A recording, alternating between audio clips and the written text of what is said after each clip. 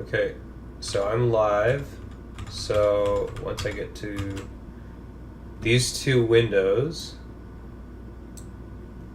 we should be completely fine. And you let me know how that looks. Because I'm getting both your cam and my cam, face cams, as well as our table cams.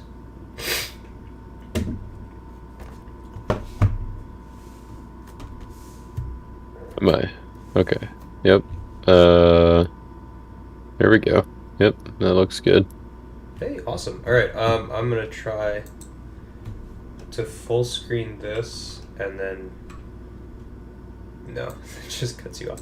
But I could probably do it this way because I want to get like full. That's not gonna work very well for chat, Jared. I'll just have like a hovering chat. It's fine. I'll move it around.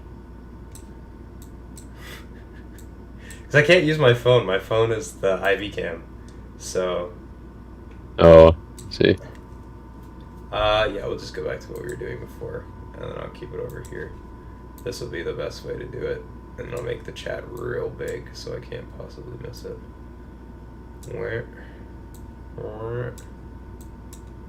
Okay, cool. So that way I can see everybody who's going to be in chat, and then we just got to do a stream link. So let me go ahead here and grab the stream link. I'll post that in the Discord.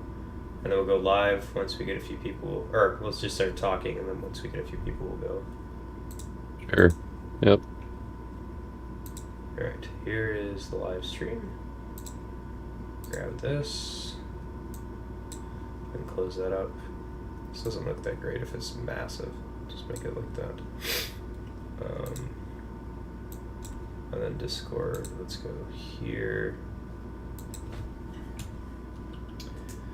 And I are live.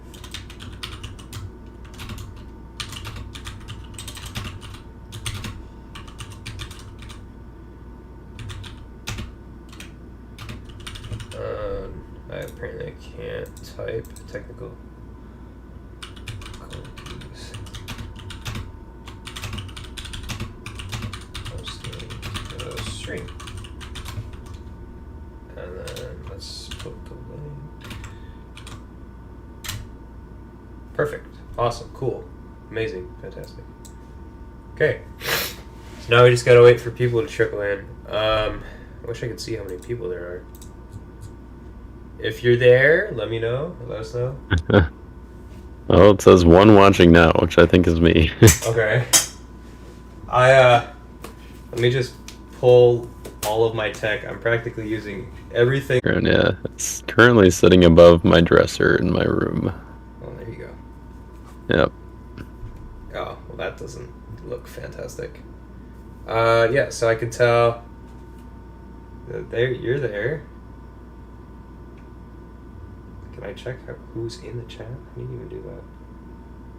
I'm not an aficionado of streaming. I just do it because it's fun. I think we're doing all right. We got 2 watching now. Somebody else is here. Oh, is it you? It's me. I'm watching on my stream. That's all right. People can watch the playback. I think once we hit 3 people, we'll go ahead and start. There we go. Yeah. It's okay. I know we're not streaming Fortnite or anything, so I'm not expecting, Oh, hey, we got 4 people in here. Hey guys, if you're here, just make a sound, chirp. Don't actually chirp. That's probably not a good idea. You couldn't chirp anyways because it's chat. Just make yourselves known so that we know that it's live. You can see it, and then we're gonna get on the way with the box openings. The octopus is upstairs. It's by over my dresser. Sorry, John. Okay, that's good. All right, awesome. Cool. All right. Well, who's going first here? Well, you're the guest. I think you'll have the honors, and I will manage the chat. Alright, fair enough. Guess we're gonna be opening some GoC Phase 2 from we got at Nationals. So yeah, I guess we'll start off with the super pack that Rob had some left over from after booster draft. There were some super packs left over. He didn't have enough to like sell boxes of it, but he let people buy one pack. Ooh. I was impatient with that. I just opened I opened my super pack immediately. Yeah. Ooh. Yeah, that's pretty good. That's not a bad I figured I'd just have it all together and go through it. So this is the Phase 2 section. Got the Accumulator and the Messianic Messenger. Nice little nativity card. 4 drachma coin. Get that draw 4 with Peter. Andrew, first called. So he's the fight by the numbers guy. Cool. Ooh, and I got it defiled. That's nice. Think this card's gonna be used? Yes. Think so? We'll read it again. Is it Unity? Yeah, so it's Unity, NT Lost Souls. If opponent puts a good card in play during battle, you may draw X. Oh, 100%. I mean, it's just a reusable draw. Yeah, I suppose, yeah. X is the number of good brigades on the card put in play, but it's just like, it doesn't trigger off of heroes because, unless they attack from hand instead of putting them into battle first. But does it only say from hand? Territory first. What does it say? Yeah, because if they're put in play. Oh, so puts in play. Okay, so it's not. Yeah, all right. Right. Yeah. So if they come from territory, then they're not being put in play. Same with like converting to Meek. Like if Noah converts to Meek, you don't get to draw 9. Right. Got a Crowd's Choice, Dubious Doubters, Proud Pharisee, Amazing Faith. Don't mind having another one of those. And a Meek Lost Soul. Definitely don't mind having another one of those as well. Nice. Sweet. Yeah, you, Tyler, and Schaefer have corrupted me. I worked out my collection to start collecting for Type 2, so I could actually play that. Hey, let's go. So maybe next Nationals I'll be playing. I'm hearing more and more people who are like, oh yeah, I'm starting to build a Type 2 collection now, so people are coming to the dark side. We'll see how long that takes. Get that nice ASMR here. Ooh. There we go. Yeah, got it in the Old Disciples packaging, which is kind of cool because it's the Gospel of Christ. Like we're coming back to Disciples 2.0, and go ahead and get into it here. Let's see, I suppose I can put this over there. There we go. John said we should open them at the same time. That I feel like we could do, but it might be a little chaotic because I'm already talking over you just a little bit. So just do a race to the ultra rare. We could. Alright, we don't really care about the starter deck cards. Got the Manger. It's a nice nativity card there. So yeah, I'm hoping to open a Star of Bethlehem. Like that's kind of the card that if I open it, I'll be happy. An ultra rare plus Gabriel or Beelzebub would also be nice, but Thievery of Judas, Nunc Dimittis, Lazarus the Called. Oh, so good. One of the Bethany trio. Convert him to Meek to negate evil cards. Okay, so he's basically like a 24 Elders with a draw ability and a band ability. Seems pretty good. He also says, yeah, must be, yeah. He says you may convert a Bethany hero to Meek, so it doesn't have to be himself. He could convert one of your other ones in territory as well. That's kind of sweet. And the Forgiven Woman. Ooh. She was... She used to be better in playtesting, I think. And she got nerfed a little bit, but I'm excited to give NT Gold and Crimson a try. Get them working together. Yeah.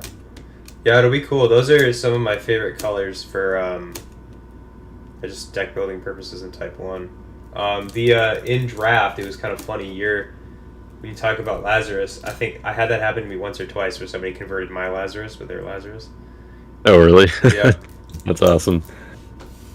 Yeah, I guess you gotta be careful about putting your your Bethany heroes down. Yep.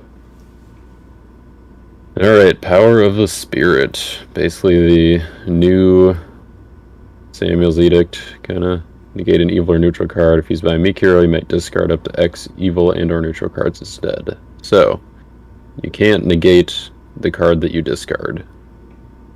So that's kinda nice that we fixed that. Magnifying Multitude. Nice nativity card there. Another one of the Bethany trio. Martha the Diligent. Absolute unit. Yeah. Little hand control action there. Yeah. Kind of cool. It makes your Bethany heroes CBN, so you make your Lazarus cannot be negated, so they can't, negate the negate part, or I guess interrupt it. I guess if he converts himself to meek, then they can't negate it anyway. But you can still interrupt it because it was an ability activated in battle. Choked Seed and Restless Spirit. Some of the fun orange place cards here.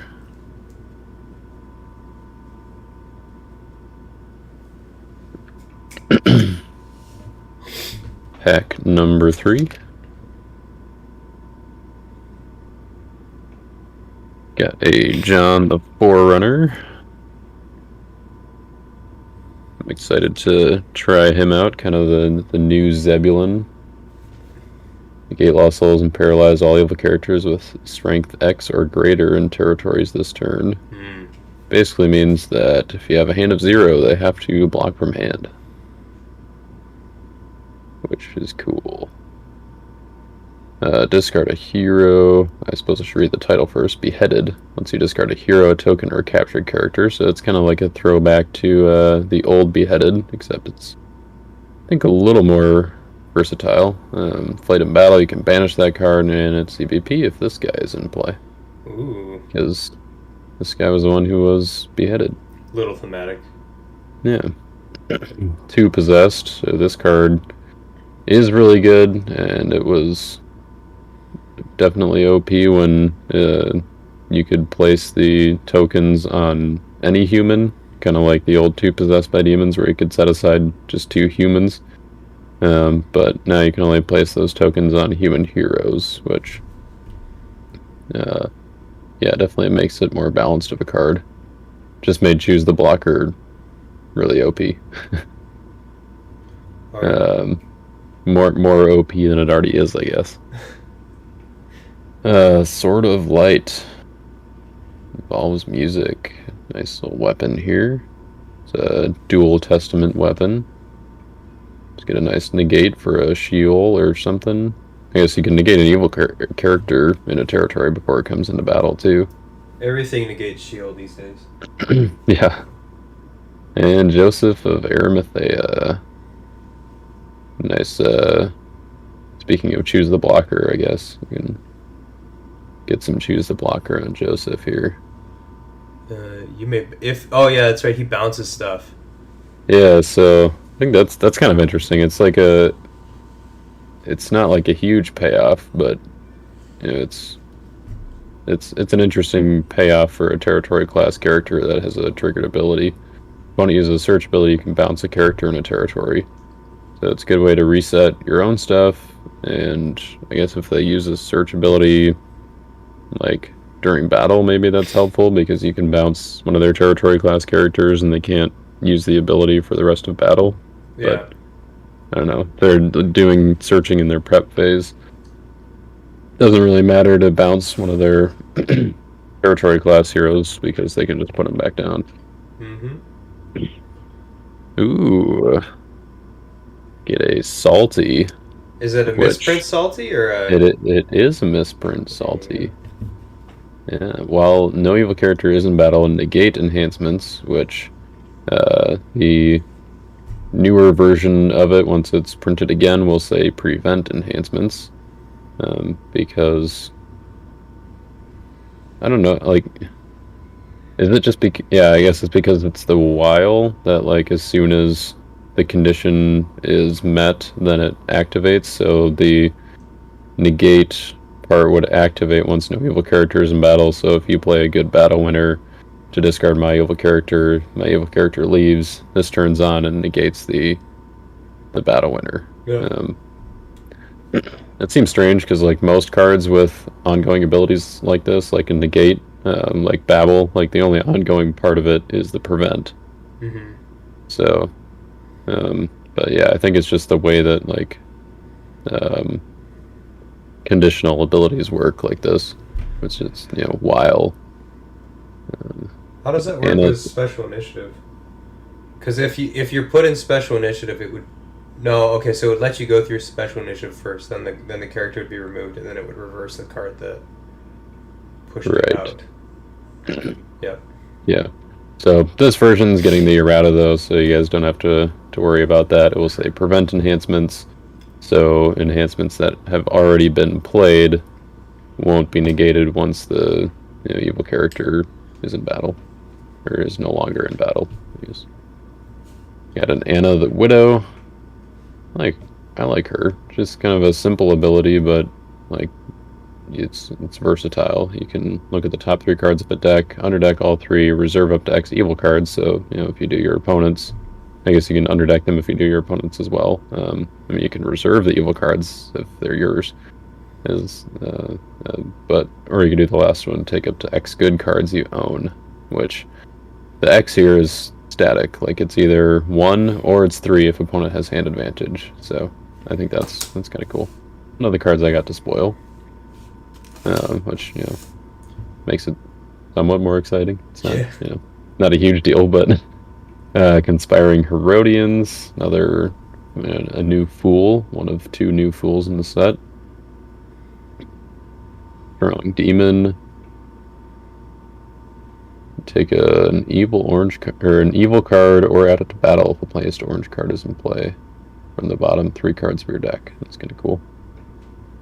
I like more interaction with the bottom of your deck in orange. I feel like that's part of their identity that I think should be probably more emphasized. Yeah, for sure. And, like, I mean, the cards go back, so if you see, like, hey, there's an orange demon on the bottom of my deck, then you can just go ahead and gates it out and get some card advantage there. This guy is really good. Herod's Guard. You can prevent the next good card played in battle and exchange with the Herod from deck or territory, and he's CBP. So you can tutor whatever Herod you need from your deck. You can prevent the next good card your opponent plays in battle, which is probably going to be a good enhancement, or maybe they abandon a hero or something, but usually it's going to be a good enhancement. And if it's a battle winner, then you make them use 2, or you go with, like, a little Herod. I don't know how many little Herods there are, but then you play your battle winner and they have to try to prevent it. Got another accumulator, which I guess doesn't really count as a duplicate rare because the first one I opened was in the super pack, but yeah, this guy's kind of fun. Make a bunch of evil character tokens. I love the feeling of that card, the accumulator. I like how it's once per game, which is relevant, and then it's you create 7 and they all, like, throw them at something. I think it feels really, like, good thematically as a card. Right. Yeah, you get to use characters in a way that you don't typically use characters. Because if your Gospel Demon blocks, you can place up to 7 of your Wicked Spirit tokens on a character and decrease that character XX, where X is the number of the tokens that you place on them. So I think that's pretty cool. That, like, he makes a bunch of tokens and then uses them in a way that characters don't typically get used, but helps out with your big bubby and all the other place benefits, like choked seed and all that. Got the comforting cherub, nice soul gen, empty tomb hero. Good late game as well. You can draw X, which is limit 3, but it's the number of all players redeemed souls. So after a few rounds, you can just get some soul gen. You can do some drawing. Magnificat, Ball's music and nativity.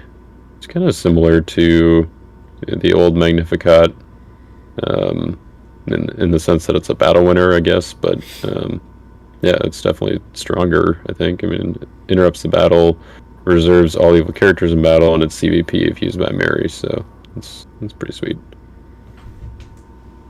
Convincing Miracle, may resurrect an anti-human hero, played in battle, convert an evil human, or underdeck an evil card. It's one of the things that we see with a lot of the cards is like, it's got some utility, like you can, play it just as territory class to resurrect your anti-human hero, but you can also play it in battle to win the battle. It's a battle winner.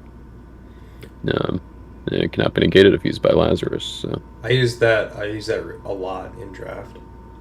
Oh yeah. So.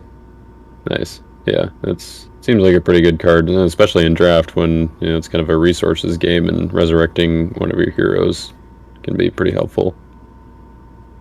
And Shepherds of Bethlehem can play and negate a lost soul from a deck. So it's soul gen, and you can pull out their covet or their darkness. Lost souls that usually you don't want to pull out by abilities, but this guy takes it out and negates it. And then if opponent has hand advantage, you toss all evil enhancements with a brigade not already in battle. So it's kind of a High Priest Ananias kind of effect, except he's tossing. So I guess maybe more like a Goshen kind of effect, which I'm sure you appreciate. anything that has to do with toss, I appreciate. That's why I like the accumulator so much, because you're practically tossing things at your opponent. There you go. Yeah, I mean, I guess you pretty much are, because you place the tokens on them, and then they get decreased by that much. Yeah, I mean, it doesn't work through protection and stuff, but yeah, I suppose that's true. All right, Herod Archelaus. Guys, he's another one of those top deck dominant from each hand star abilities that kind of scar me a little bit now. Unfortunate. But he's also in delivered colors, so get some synergy there. And he's basically a Nero kind of character, protected from lone heroes and opponent's dominance. And if blocking, you can discard a good card from a reserve, so he's a little bit more versatile than Nero. Until they get a Rome reprint or something. Reassurance of Jesus. You can bounce all meek heroes except tokens, or take a good gospel card from reserve. Okay, so yeah, this one is not a battle winner, but it's a decent tutor, and it's a good negate. You can use my anti-hero, you negate evil cards in battle, so pretty cool. Bounce all heroes? All meek heroes? All meek heroes except tokens. If we could fit that in Patriarchs, we'd love that. So many convert to meeks, but I mean, who would you play anti-white? Yeah, might be kind of tricky. I guess only the part that is if used by an anti-hero is just negating evil cards in battle. So if you're just playing it in territory, you can just drop it on Noah. Yeah, I just get the bounce. That's pretty good. I like that. But yeah, you'd probably want a few good gospel cards in reserve to make use of the second part. An angel appears. You can play a gospel angel from reserve or deck if opponent has hand advantage. Hero my band to an angel. I like that. Get your Gabriel out right away. Seems pretty good. Destructive Sin.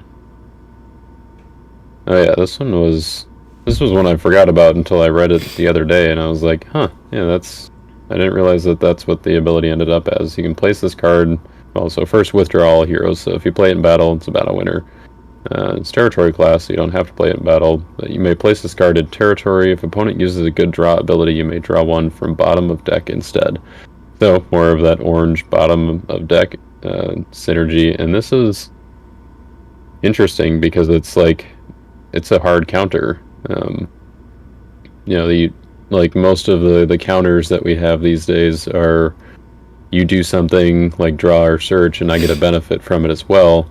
But this is a replacement effect, so if you go to use a good draw ability, then you don't get to draw, and I get to draw one from bottom of deck instead.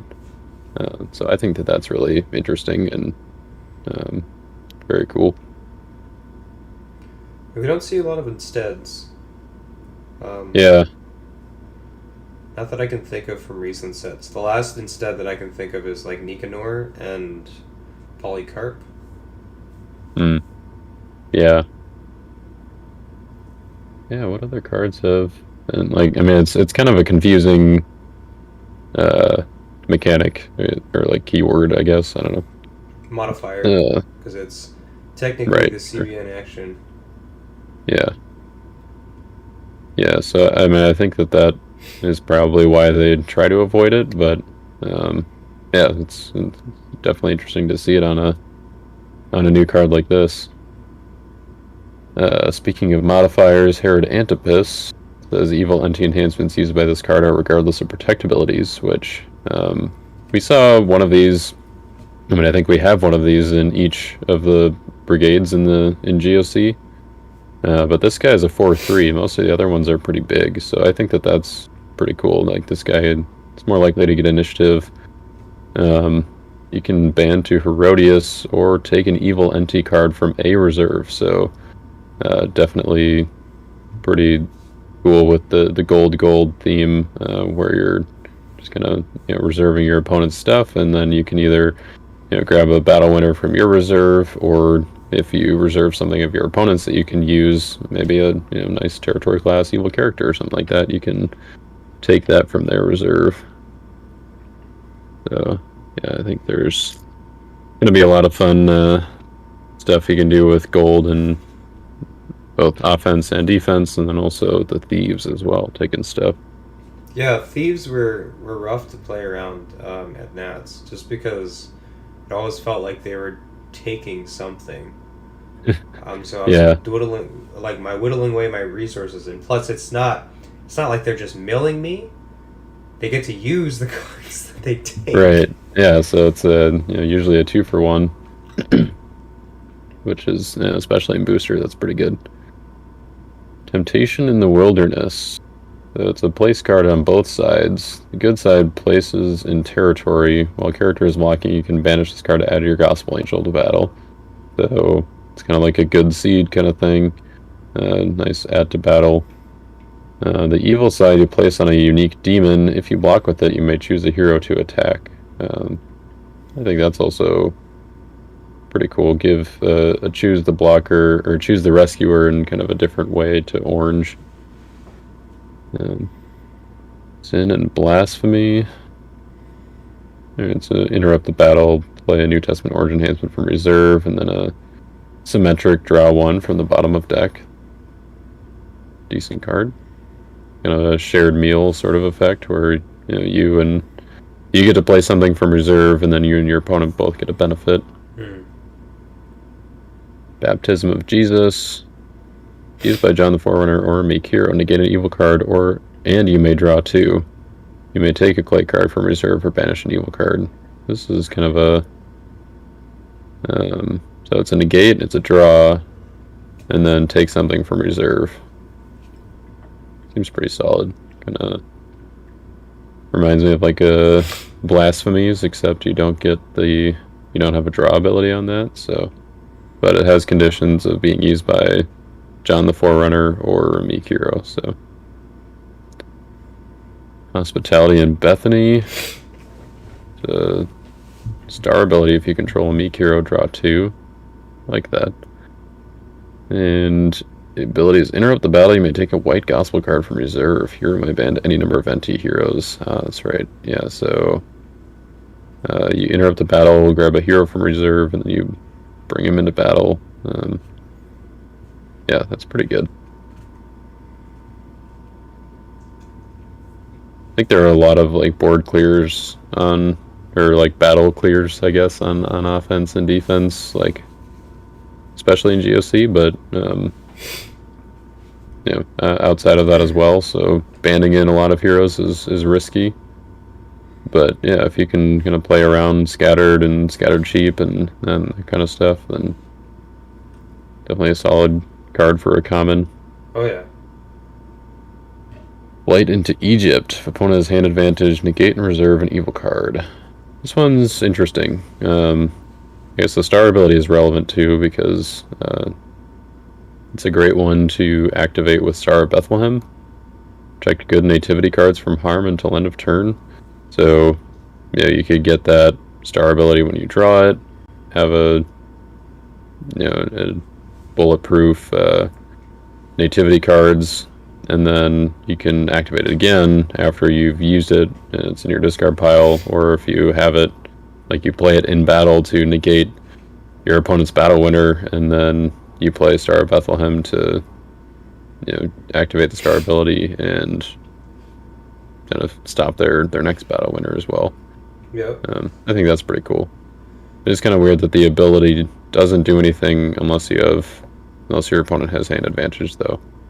So it's a very thematic card. That's on that's on theme for nativity, but I'm interested to see how that's going to work out. Because we don't have like the old storehouse where you could just stockpile cards. There was another card too where you could put cards on a fortress or something and then use them, right, as if they were in your hand.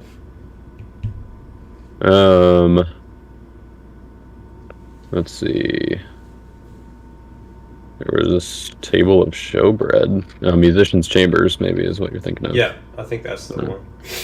Yeah, we don't have any effects like that, so it's an interesting balancing act. I mean, in Classic, Nativity might be really good mixed with Musicians because of that. But who knows? Yeah, that could be cool. Didn't think about that.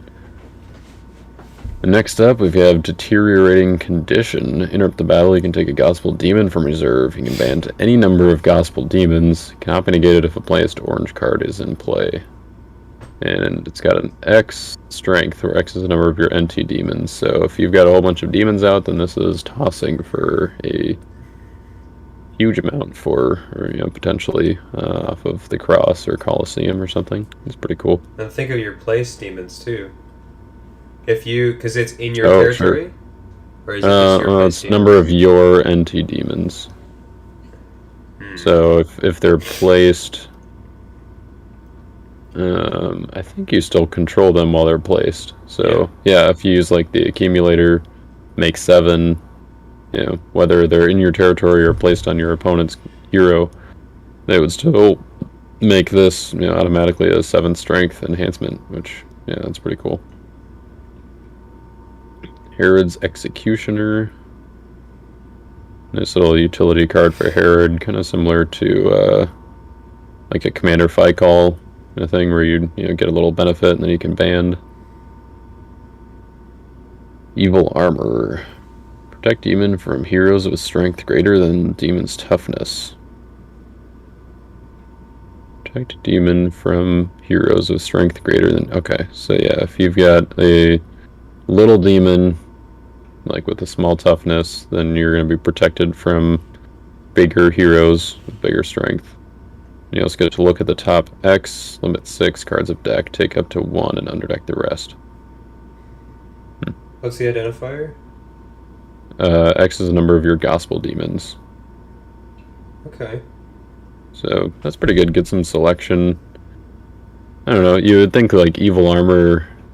Yeah, you want to put it on like the big demons like King of Tyrus and Red Dragon and Beelzebub, but actually, this one you want to put it on the smaller demons to get the most protection benefit.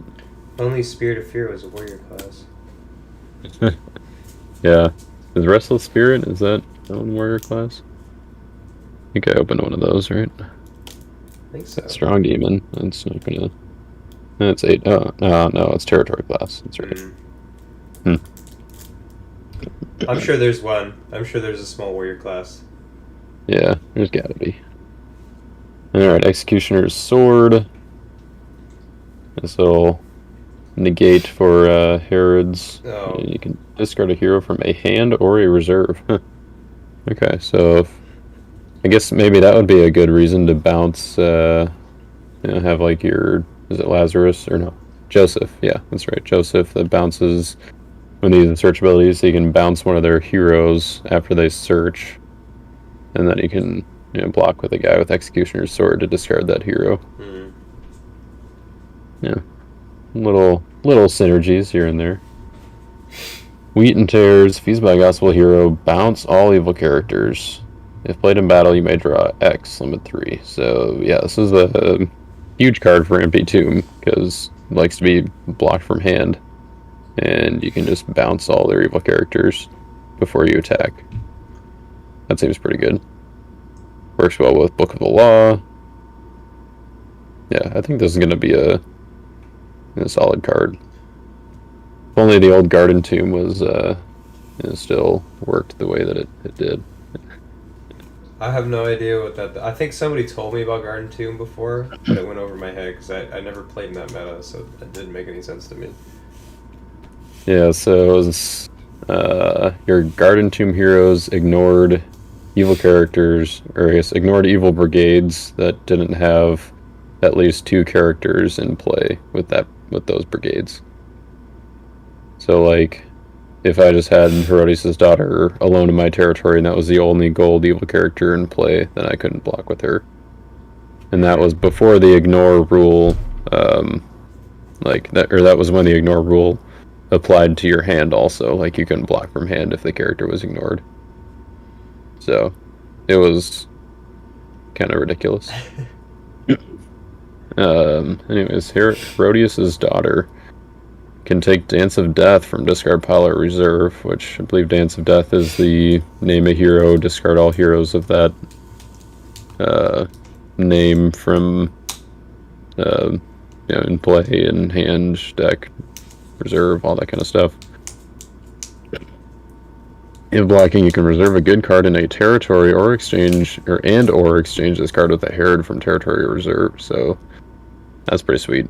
Get like a Brood of Vipers kind of effect where you're hitting something in their territory and then exchanging with a one of your other characters. But this seems a little more versatile, where I guess it doesn't negate. So if it's protected, or if it's something that's protected, like, it doesn't work if it's protecting itself, I guess. But you can exchange to territory or reserve, so that's pretty cool. Emptying the Tombs. Just a good fortress tutor or resurrecting card. It's symmetrical though. You paralyze and or bounce up to X characters this turn. Okay, so it's kind of another Empty Tomb synergy where you paralyze the evil characters in their territory, or paralyze and or bounce, whichever makes more sense to do in that situation. You kind of force them to block from hand. Moses in Glory. Transfiguration is in battle. Banish this card to negate evil and neutral cards. So he works well with Elijah, who kind of does the same thing, except he's protecting from evil cards. So you can protect from them and then negate the evil cards of Transfigurations in battle. Joanna. Block from hand. Toss the next evil hands when played in battle. So a little Jeremiah action. You can convert her to Meek to draw 2, or take a good NT card from reserve, which, yeah, that's really good. So it's a card selection from reserve, or you can just straight up draw 2.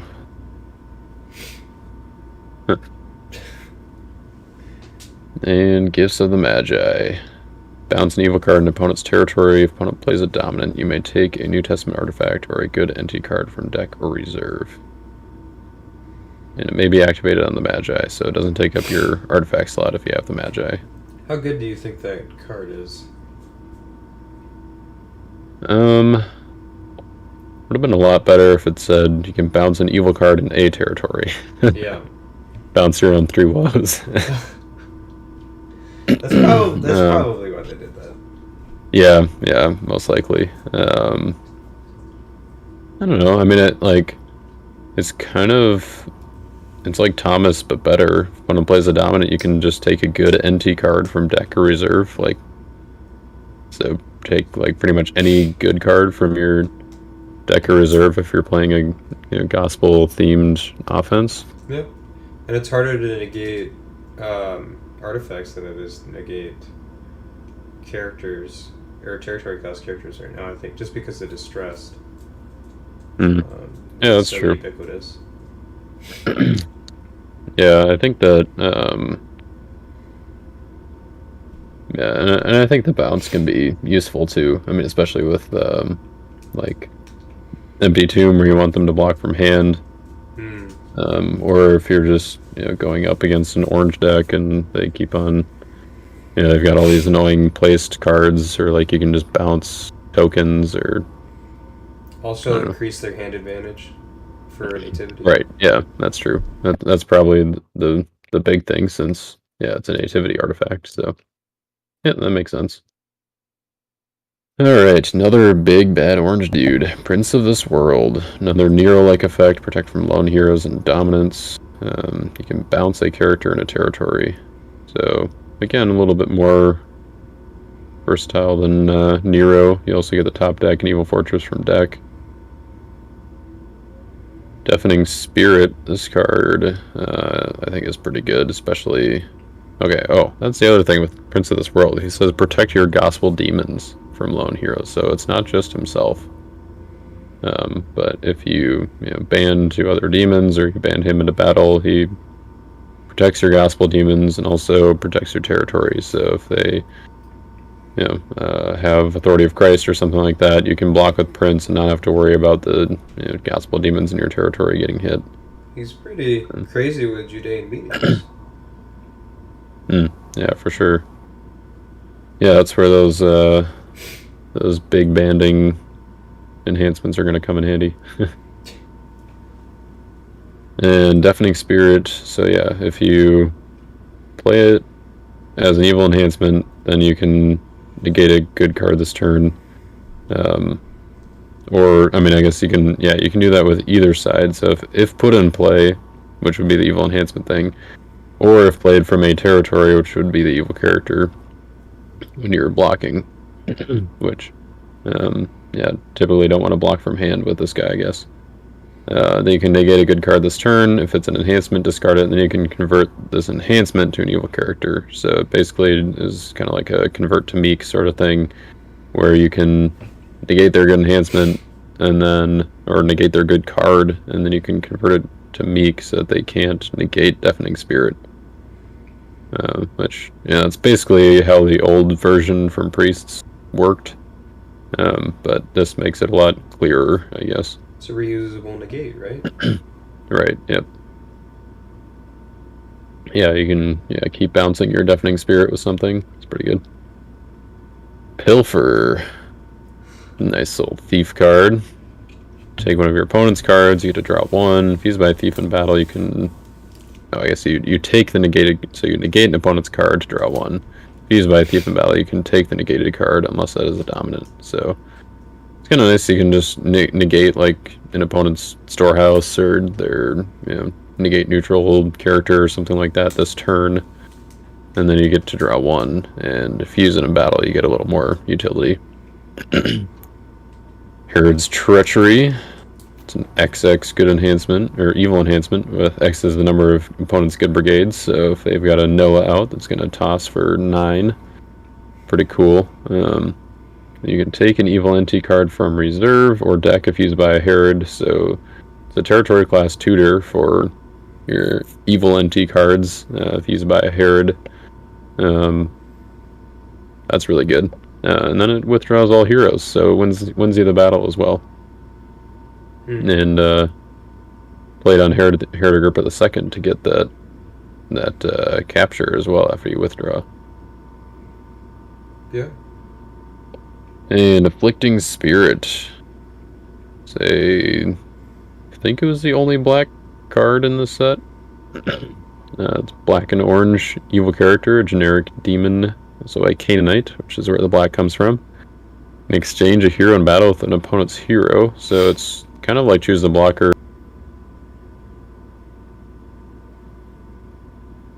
Come on.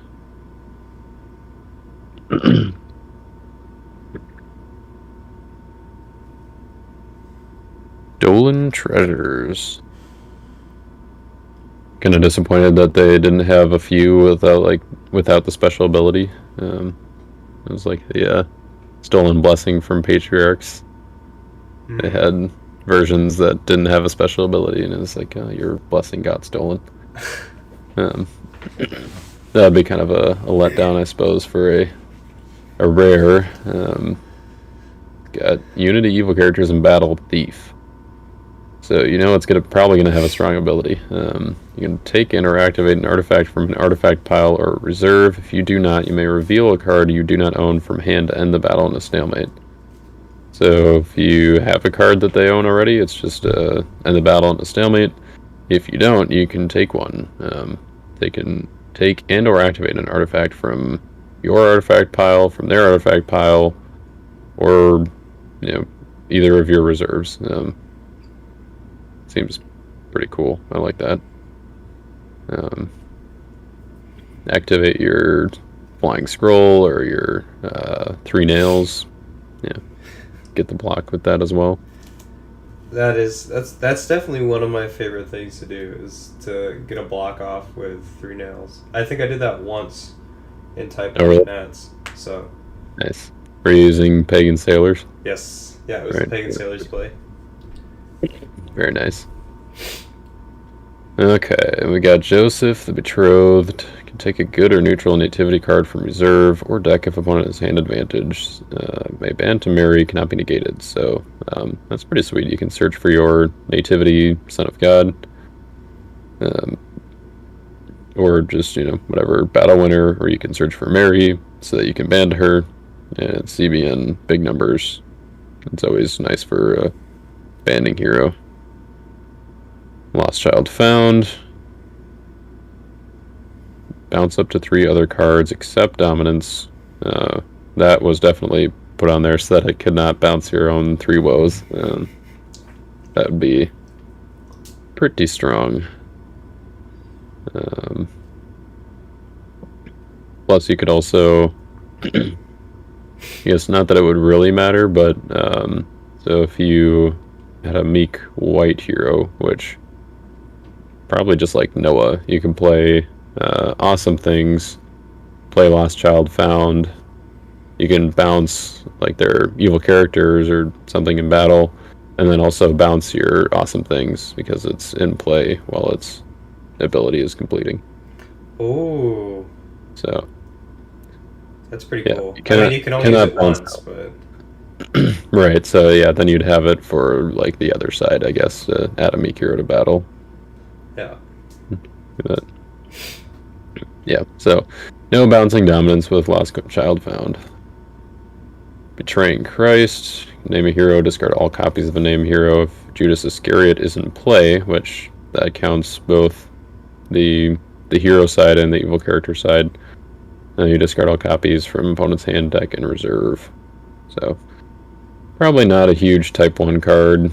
Honestly, maybe not even a huge Type 2 card, because people don't usually play that many copies of important heroes. I don't know. If you hit someone on like turn 1 getting like Matthew or something like that, maybe you'll discard the 2 that are probably in their deck. Maybe they have one in reserve though, which you wouldn't be able to hit on turn 1. Abusive Soldiers, you can reserve a hero from opponent's hand, so another benefit to bouncing your opponent's heroes like before you block. And protect gold evil characters from the next good enhancement played in battle. So he's a good one to band in, I guess, because he protects all of your evil characters and he's a 2/1, so by himself won't give your opponent initiative to play the next good enhancement. Alright, we're almost halfway there with mine, so got a ways to go yet, I guess.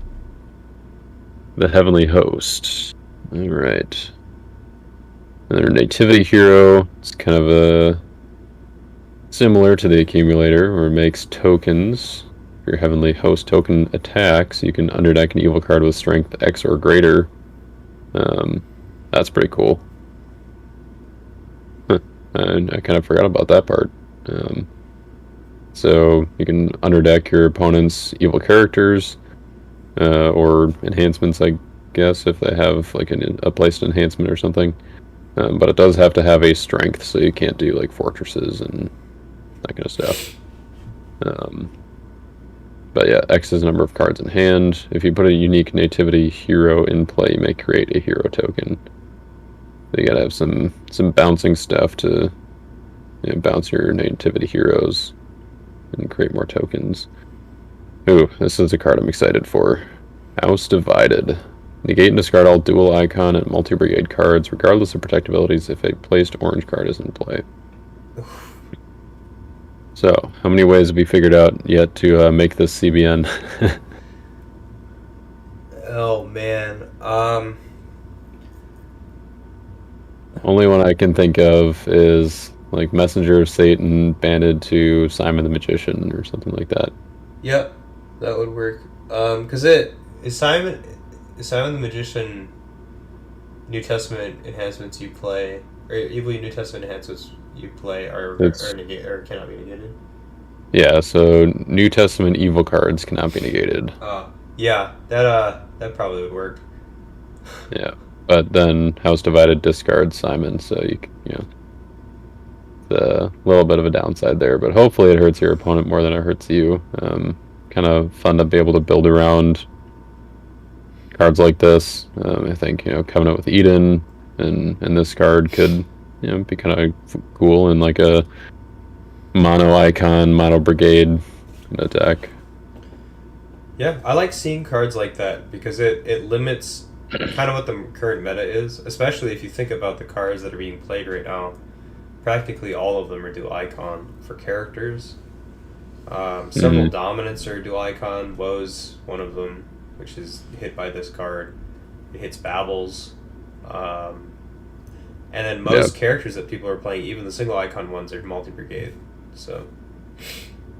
Right. Yeah. Yeah, and I guess if your opponent plays like Delivered to try to use Flying Scroll to to take your evil character, then you can use this in Special Initiative to negate and discard their Flying Scroll. Yeah, things like that, I guess. Herodias. Well, here doesn't play restrict opponents from searching any reserve. So, yeah, this card's pretty bonkers with in the gold thing where you're just reserving all of your opponent's cards and not letting them get to any of them. I think that's pretty cool.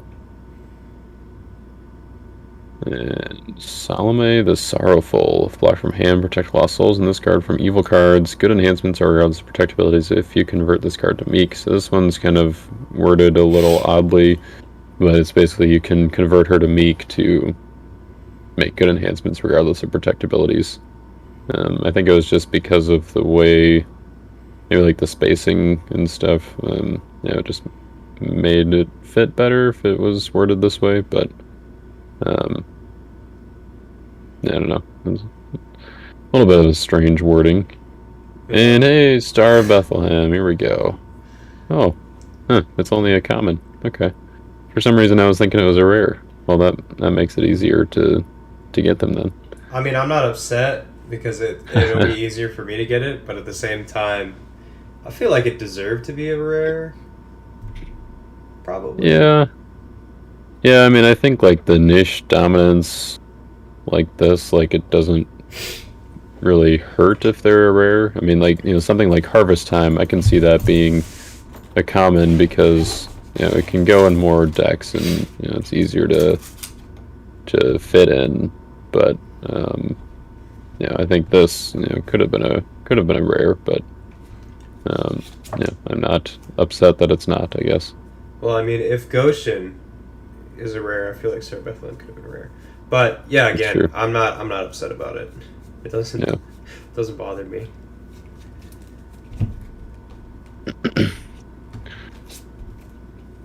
right. Keep going through this. That's not good. Second stack here. Ooh. Got our Simon Peter. / Peter the Rock. The very non-ultra rare Simon Peter. Sorry, Rob.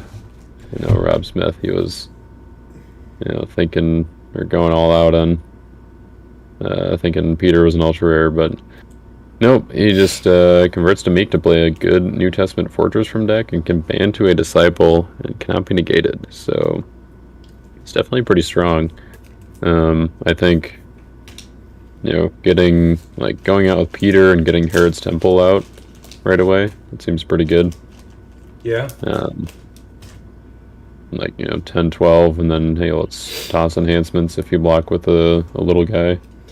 Just give me a Genesis character. Give me a Joseph that does exactly what Simon Peter does, except for Genesis. That's all I want. That's if I could ask for one thing, that's it. Well, I guess if the next set is Israel's Rebellion, seems like kind of skipped over Genesis there. I don't know. I feel like there's a good chance. We'll see. Yeah. And we got one of the other 4 disciples that are in phase 2. Andrew First Called. I think we already got one of him. He's the Fight by the Numbers guy. Got a Temple Thieves, which this guy, he seems pretty good. Just negate a good card. If blocking, you can take an artifact or animal from opponent. If you do not, you can play a Thief or Den of Thieves from deck. So there's a couple options of taking from your opponent, and there's a couple options of playing things from your own deck. Especially getting Den of Thieves out early. That's pretty good. In the Thieves deck, they want to do that. Den of Thieves got a Revealer. Nasty. Yeah, absolutely. I got the Revealer Lost Soul, which I think this one will be played. It's kind of the New Testament Darkness.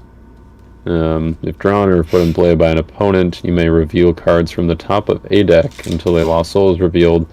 Play it or an evil character if you do not control and underdeck the rest. So maybe it's kind of like a mix of Darkness and Lawless, where you can use it on your opponent to get an evil character or to get a Lost Soul out.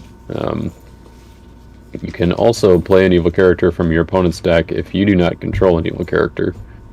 So I think that's kind of cool too. Good choose the blocker synergy, and put an evil character on the table for them so that you can choose them. Or you can grab an evil character from your own deck if you don't control one. And we got another Afflicting Spirit. Those 2 duplicate commons in there. I think those were the first duplicates that we had outside of the super pack. So yeah, I think so. I'm on the fence about Revealer. I like it because I like any form of soul gen from a soul. Mm-hmm. But Unity requirement makes it tough. I do like the fact that it reveals from top. I think that effect is underutilized. Yeah.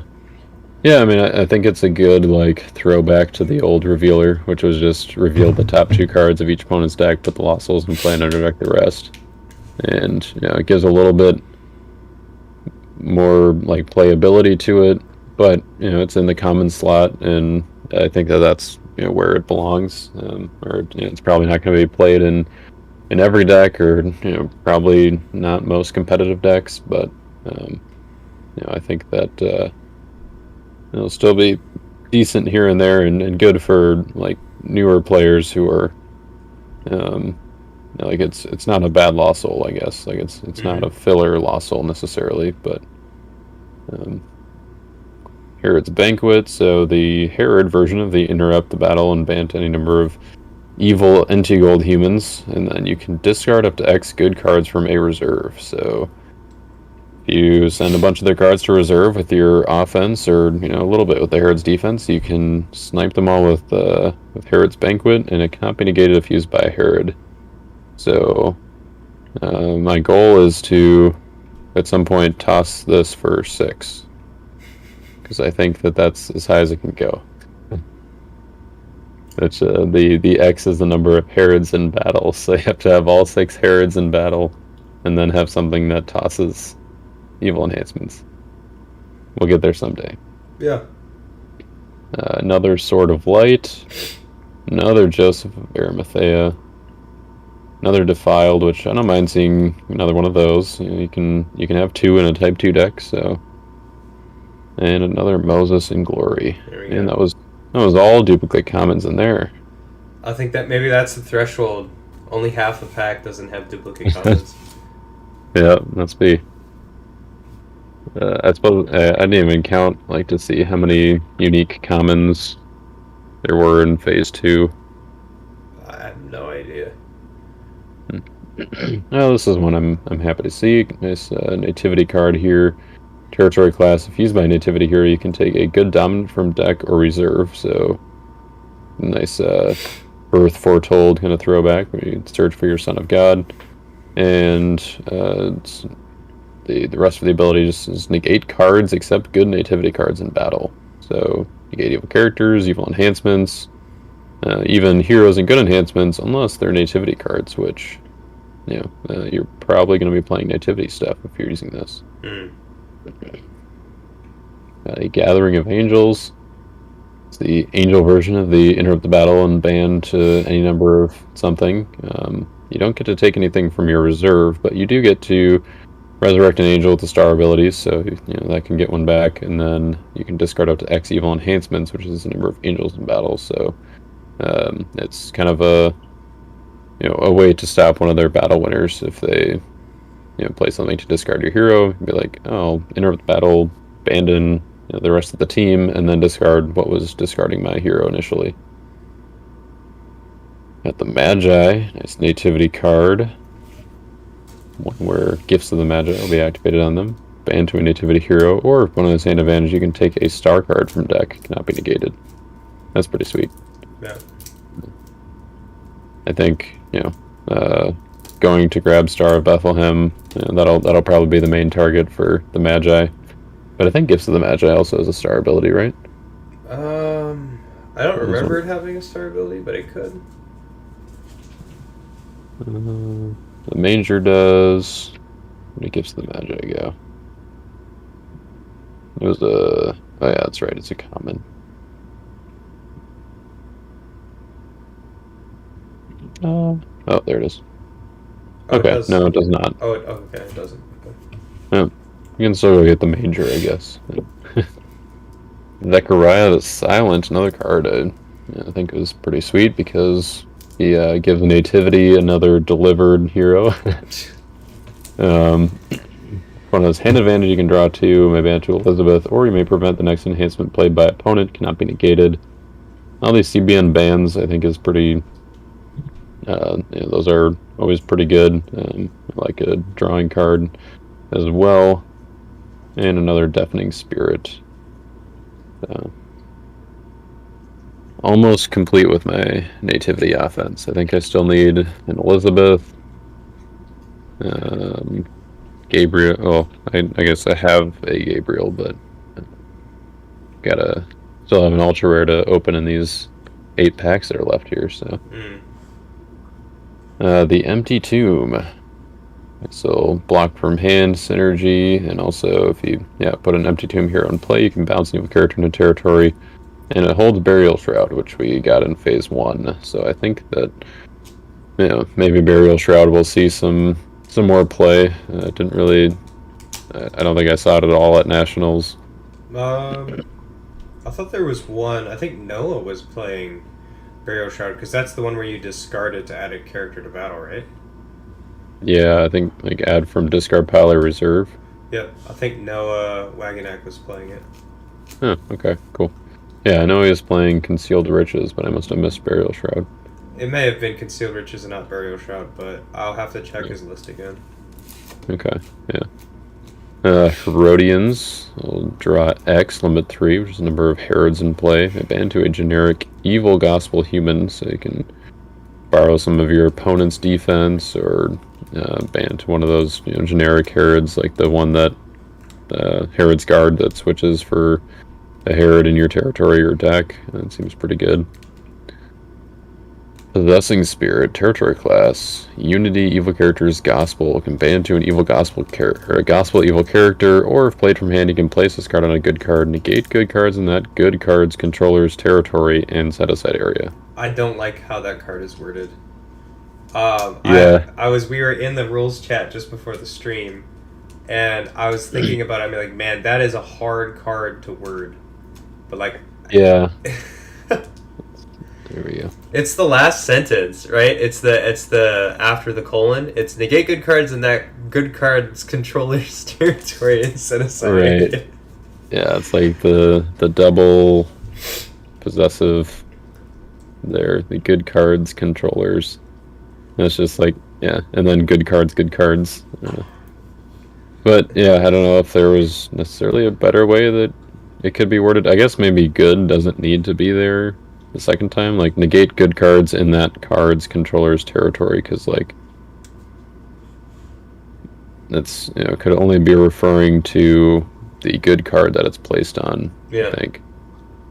But I guess no, if the card that is placed on stops being a good card, then the part before the colon stops being met, so it doesn't work anyway. So yeah, I don't know. I think there was some reasoning for it, but yeah, it is kind of weird.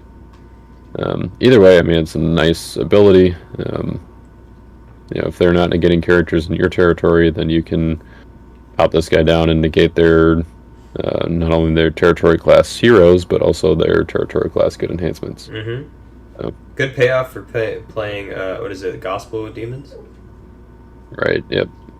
Yeah, and also, yeah, so it's territory and set aside area, so it negates their Noah's Ark.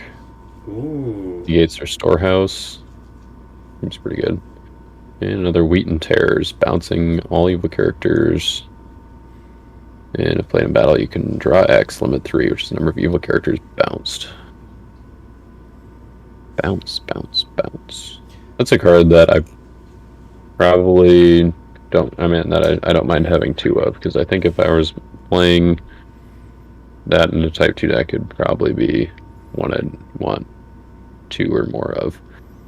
Crown of Thorns. I'm excited to see this one. Bounce all hero tokens, negate heroes and good enhancements in opponents' territories, and one of the most important parts here, cannot be prevented. So if they have their negate neutrals hero out, player delivered, activate Crown of Thorns and negate those heroes and the good enhancements, and it cannot be prevented. So, oof. I think that's pretty solid. It's almost better than CAF, right? Negate heroes and enhancements in opponent's territory. Almost better than CAF. Yeah, I mean, like, arguably it is better than CAF, because, like, if the thing that doesn't make it as good as CAF is that it doesn't hit the evil stuff. But like, there's not quite as much evil stuff. I mean, I guess like now there will be with all the orange and whatnot. I guess Fallen Star was maybe kind of the premier orange territory class evil character, or like the premier evil character that you'd want to worry about. And Babylonian Merchants saw here and there, but not quite as much recently. Another Magnificat.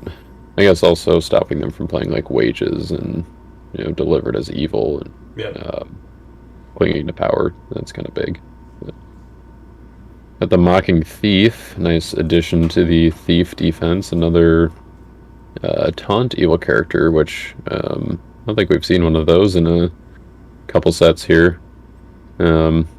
After battle, you may discard this card and an artifact, you may ban to the Condemned Thief, or you may take an enhancement from opponent's deck, not be prevented. I think this last part is what, you know, is kind of the biggest part about this guy, is just taking an enhancement from their deck. If you've got, you know, Den of Thieves, you can take one of their evil battle winners and, you know, play it on Mocking Thief regardless of Brigade. Or you can just take one of their good battle winners to use next turn. Like, I think it's a really versatile card, and the taunt ability means you can do it instead of a rescue attempt. You can push out Mocking Thief, and if it wins the taunt battle, you restrict good dominance for 1 round. I like that. Abusive Soldiers, we saw that guy already, and another Evil Armor. Alrighty. I think I'm being told that somebody needs to go outside. So I'll return shortly after letting Maple out. Hopefully you don't miss the ultra rare. Hopefully. I was gonna laugh pretty hard if that was the ultra rare. Got a dominant though. Main philosophy. James the Fisherman, glad to see him. He is the negate neutrals for disciples, except he's got a notable difference of negating all neutral cards, not only opponent's neutral cards. So while you control a meek disciple, negate neutral cards, you can convert this card to meek to ban to a disciple. He's got some battle utility more than most of the negate neutrals guys. And he's got big numbers, so if you're going into battle with him, you can convert him to meek, ban to a disciple, and be big and beefy. Or you can just have him chill in territory and negate everybody's neutral cards. So it's kind of like a Moses, where it's symmetrical. So maybe use him with like a meek lost soul defense, and doesn't quite hurt you that much. Maybe use him with Crown of Thorns as well. You get the CBP part of Crown of Thorns that James would not negate. Or not prevent, I guess. Another Thievery of Judas. Did we already see this one? I think we did. I probably just didn't read the ability. If used by a thief, you can play an enhancement from a reserve or from opponent's hand, regardless of brigade. So you can play from your own reserve, you can play from your opponent's reserve, and it doesn't have to match brigade, so you don't even have to have Den of Thieves out. Convincing Miracle, Angel of the Harvest, create Lost Soul token in your opponent's land of bondage. So this is kind of cool, where it's another soul gem that gets around Sheol. And you can also look at the top X cards of deck and take up to 1 and underdeck the rest. So you get a little card selection, where X is the number of your Gospel Angels. And Foolish Builder, the other fool in the set here. Each upkeep, you must give a site or fortress to owner's territory. Owner being, you're referring to Foolish Builder, not the site or fortress, because that wouldn't really make sense. If you cannot discard the bottom card of deck. So if you don't have any sites or fortresses to give, then you have to discard the bottom card of your deck. Get a little milling action in there. Welcome back. The rare was James the Fisherman. Yeah, I think I saw that before I backed out. Okay. That was another one that I used in the draft. He was pretty much core to my disciples. Oh, nice. Yeah, he seems pretty good, and kind of. I'm glad to see a symmetrical negate neutral effect. Yes. Stolen Treasures, which this is the second one of those. The first duplicate rare, which that's not too bad. I mean, probably going to be trying out Thieves in Type 2, and this is one that's definitely going to be 2 or more of. Yeah, I think it's pretty good. For another 4 drachma coin. Get that reserve protection, which is the only difference from the original card.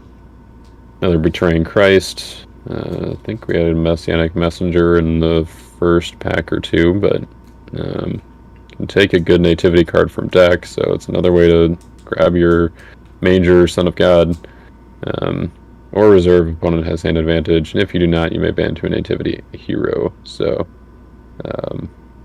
yeah, good stuff on that guy.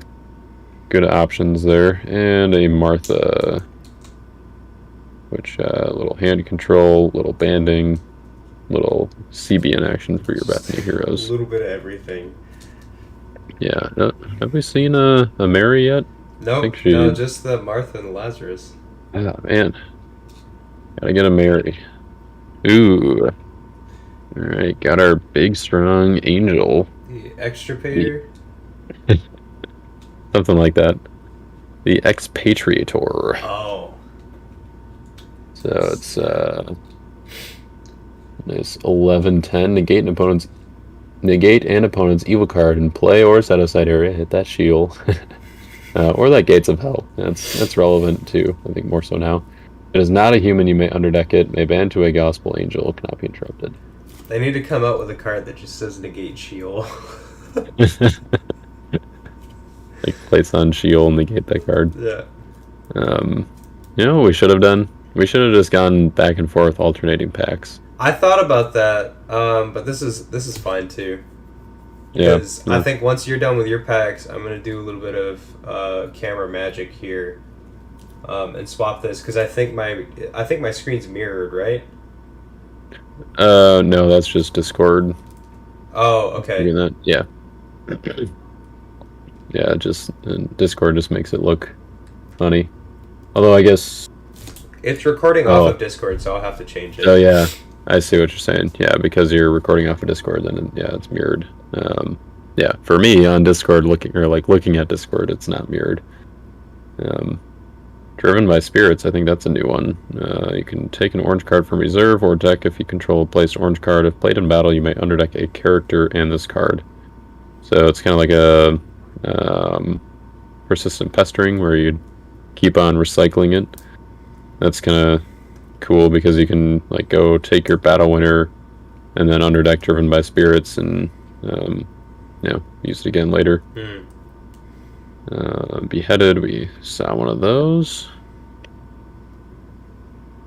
That's 4 packs. You gonna place your bets on the ultra rare? What it's gonna be? Resurrection plus. Let's see.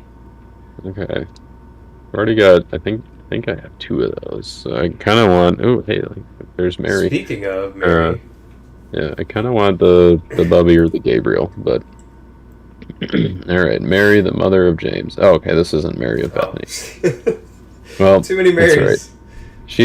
She's pretty good too. If blocked from hand, good gospel enhancements cannot be negated, and she's a 3/10 and a 10/3 on the other side, so she's probably going to get initiative unless you convert her to meek to ban to any number of empty tomb females. So kind of a throwback to the old Mary, mother of James, who lets you ban to any of the, or up to, all 3 of the other empty tomb females, or garden tomb females as they were at that point. Another 2 possessed. Legion of Angels, glad to see one of those. They're pretty strong. Protect your gospel heroes, so not just Legion of Angels, all of your gospel heroes from lone evil characters. You may draw X, limit 3.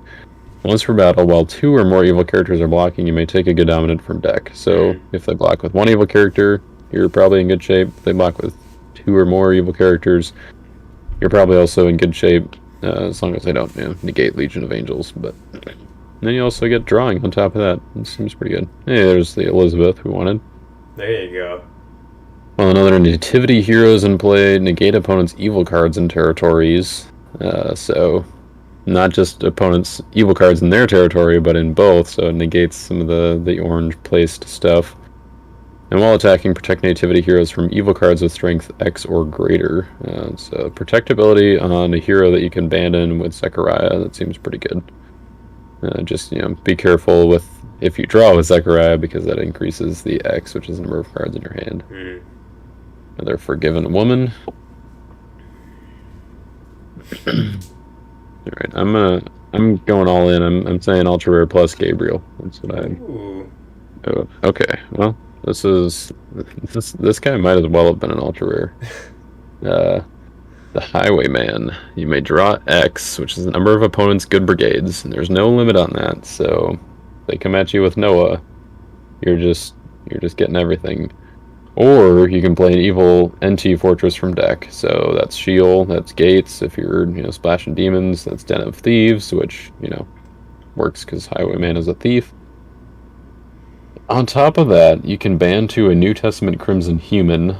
So this kind of makes me wish that Sapphira was in rotation. She's the fight by the numbers evil character. The thing to do back in the day was the Egyptian rebel which has a similar ability, banned to an empty Crimson Human, and then banned to Sapphira, and like he had a big fight by the numbers block. And his ability cannot be negated, similar to the Egyptian Rebel. So Egyptian Rebel just says banned to an empty human, right? Yeah, except a Roman or a Sadducee, I think. I think it's Roman or Egyptian, right? He himself is Egyptian. He can't ban to a Roman. I'm pretty sure it's Sadducee, or maybe it's High Priest. It's one of those two. Okay. I'm pretty sure he can ban to an Egyptian, but there aren't very many other anti-Egyptians. Conspiring Herodians, which, yeah, it's unfortunate that it's except Roman now that all the Herods are considered Roman, so it doesn't really fit with other anti-gold. The Sword of the Spirit. This was Tyler's favorite card that he picked. You can place this card on a good card in a territory to add a Gospel Demon from deck or reserve to battle. While placed, negate that good card and paralyze it if it's a hero. So, I like that. Kind of another one of those, like, using evil characters for things that evil characters aren't normally used for, but you also get to go tutor an evil character from your, Gospel Demon from your deck. So you can, let's see. Yeah, initially I think he just said you may place this card on a good card. Didn't have to be in a territory, and so you could just, all right, I'll play Sordid Spirit on your hero in battle, and then I'll go add Beelzebub from my deck, banish Sordid Spirit to discard your hero. Yeah. Like, you can still do that, but now you can only hit heroes in territory. So probably for the best. Yeah. All right, negate a card. Hero to grip of the first. Negate a card. So any card, good card, evil card, muscle, artifact, whatever you want to do. While more than one hero is in battle, protect this card from heroes and opponent's dominance. So it's kind of the opposite effect, that if they banned, then you get the protection. Kind of nice.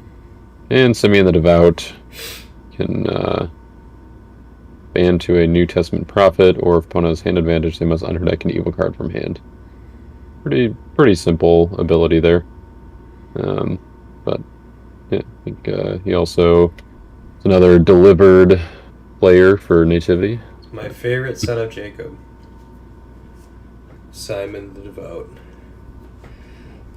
Oh man. Oh, Simeon the. Or Simeon the Devout. Yeah. Oh, you called it. Oh, I was right. It was the Resurrection. It was not the Ultra Rare Plus version. Yeah. The Ultra Rare version, second to last pack here. Taking its time. That's alright. We can maybe trade this one away, or we can probably find a use for it.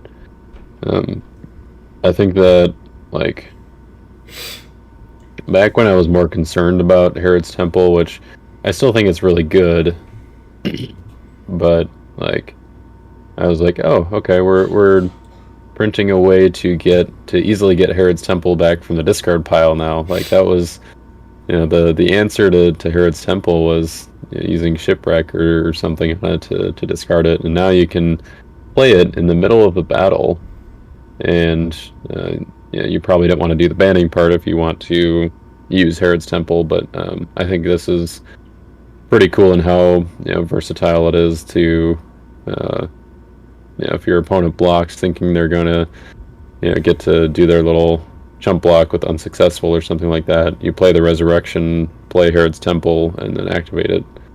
I think that's pretty cool. Ordrak McCoin, another one of those who Left for Dead. That's a nice one. If used by a thief, you can take a card except a dominant from a reserve. You may discard a hero in battle. Cannot be negated by a multi-brigade card. So yeah, take something from your opponent's reserve territory class, and you can also win the battle if you play it in battle. Another House Divided. That's nice. And another Star of Bethlehem. Look at that. Although it's kind of off-cut a little bit. Not very even with the sides. I'm pretty sure the other one was like that as well.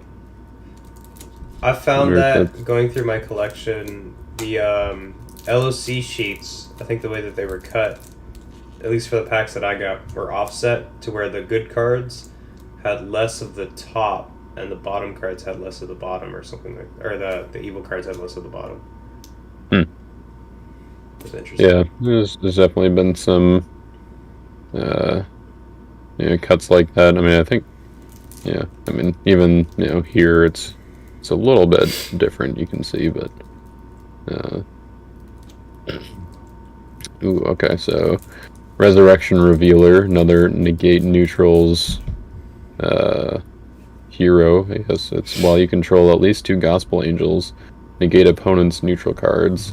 If attacking, may exchange this card with an empty tomb human from deck, or take a good Gospel Dominant from deck. This guy, I think, kind of puts Angels more on the map, I guess. Like, Mono Silver was decent before this, but I think that having this guy in there as a counter option, I think definitely makes them much better. Yeah. What's that? Yeah, I agree. I think having a negate neutral. Is it symmetrical? It's just opponents can negate neutrals. Yeah. This Having just the negate opponents, neutrals is really strong for Angels, because that was something that they had trouble with, and of course they don't have Meeks. Well, they have Meeks, but not a lot of Meeks to be able to utilize things like Obed and forgetting all the Enosh, Hakeem. So right, yep, yeah. With a lot of other themes, you can just kind of like splash something in there. A lot of people played Hakeem with their Disciple decks, and or Obed with their Disciple decks, because then you get the benefit with Bethlehem on for both of them. But yeah, I think this guy's pretty solid. And one thing I noticed is, like, why doesn't he just say while you control another Gospel Angel, since he himself is a Gospel Angel? But yeah. It's kind of a semantics thing. I wonder if it was like originally on a different card, and the ability just was like, yeah, it'd be better on this guy. But I don't know. All right, we got the Ministering Spirit, kind of a cool little art with his fingers coming out into the icon and the title.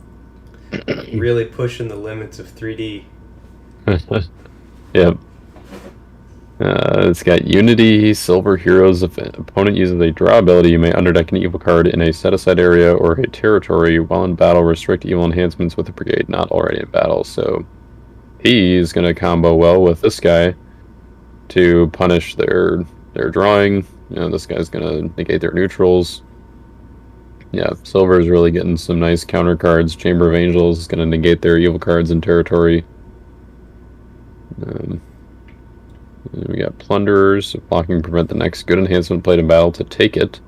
You don't have to actually prevent the enhancement. It has to be...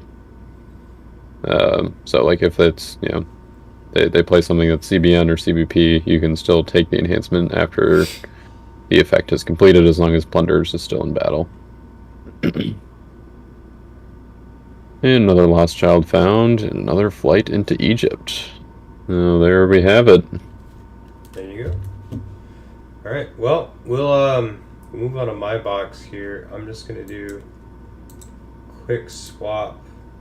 Hopefully this doesn't look too weird for the people who are watching. I'm just gonna swap the properties, or transform it so that it's mirrored.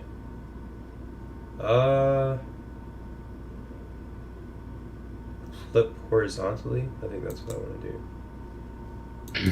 This is nice. Now I can start sorting my stuff out. There you go. While you're opening. Flip horizontally. Is that not the way? Transform. Flip vertically? No, that didn't do anything. Cam link. Yeah. I think you wanted the flip horizontal. There we go. Okay, that worked. Yeah. And then we'll do the same for my cam. Where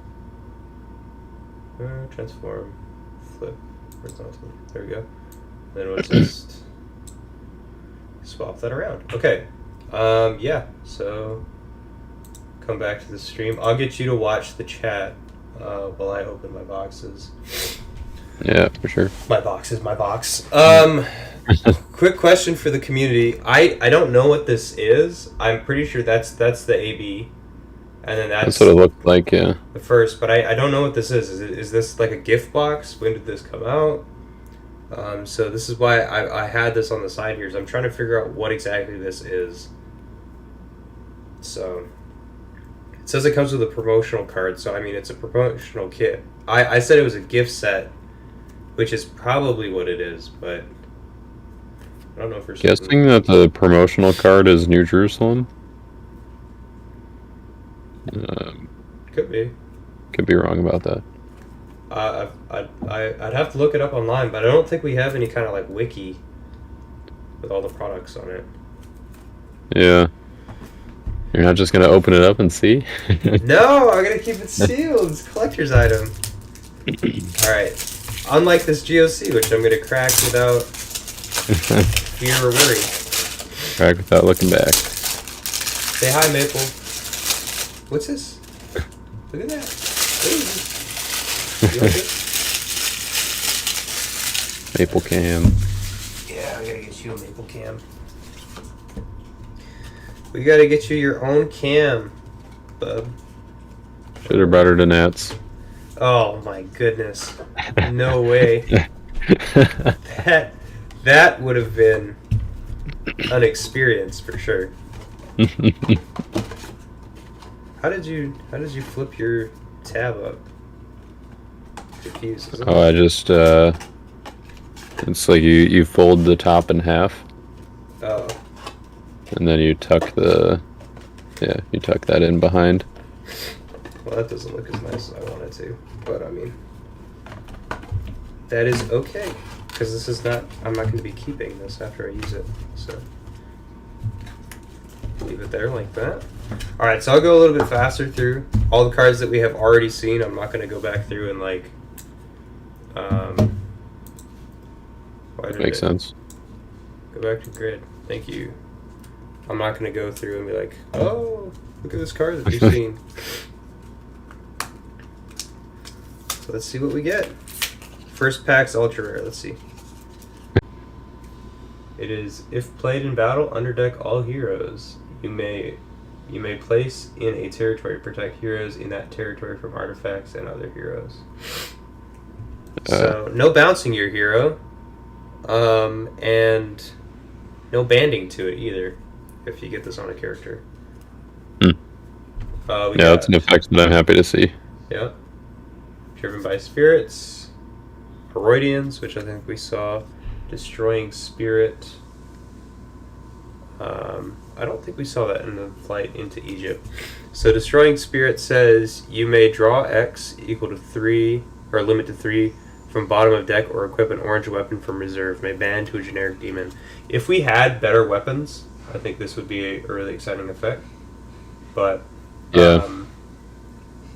I don't think we got any but armor, and then the older ones like Sword of Death. Right, and the toughness on that guy is what, 9? So like, yep. The armor doesn't really help him out a whole lot. Yeah, unless they have no, even if they have a big band, they'd have to be like 12 12s, 10 10s. No, because the army gives a +4, so it's not helpful. Not super. Protect from Michael, I guess. Yes. Let's separate that rare. Leave these out. All right, so we're gonna try same spot that your rare was, or your ultra rare was. All right. I'm giving you the ultra rare plus Gabriel now. It was not.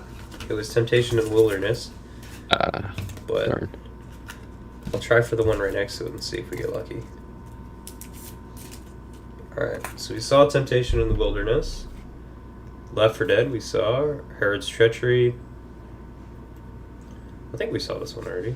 Sin and Blasphemy. Yep. Yeah, we saw that. And Magnifying Multitude.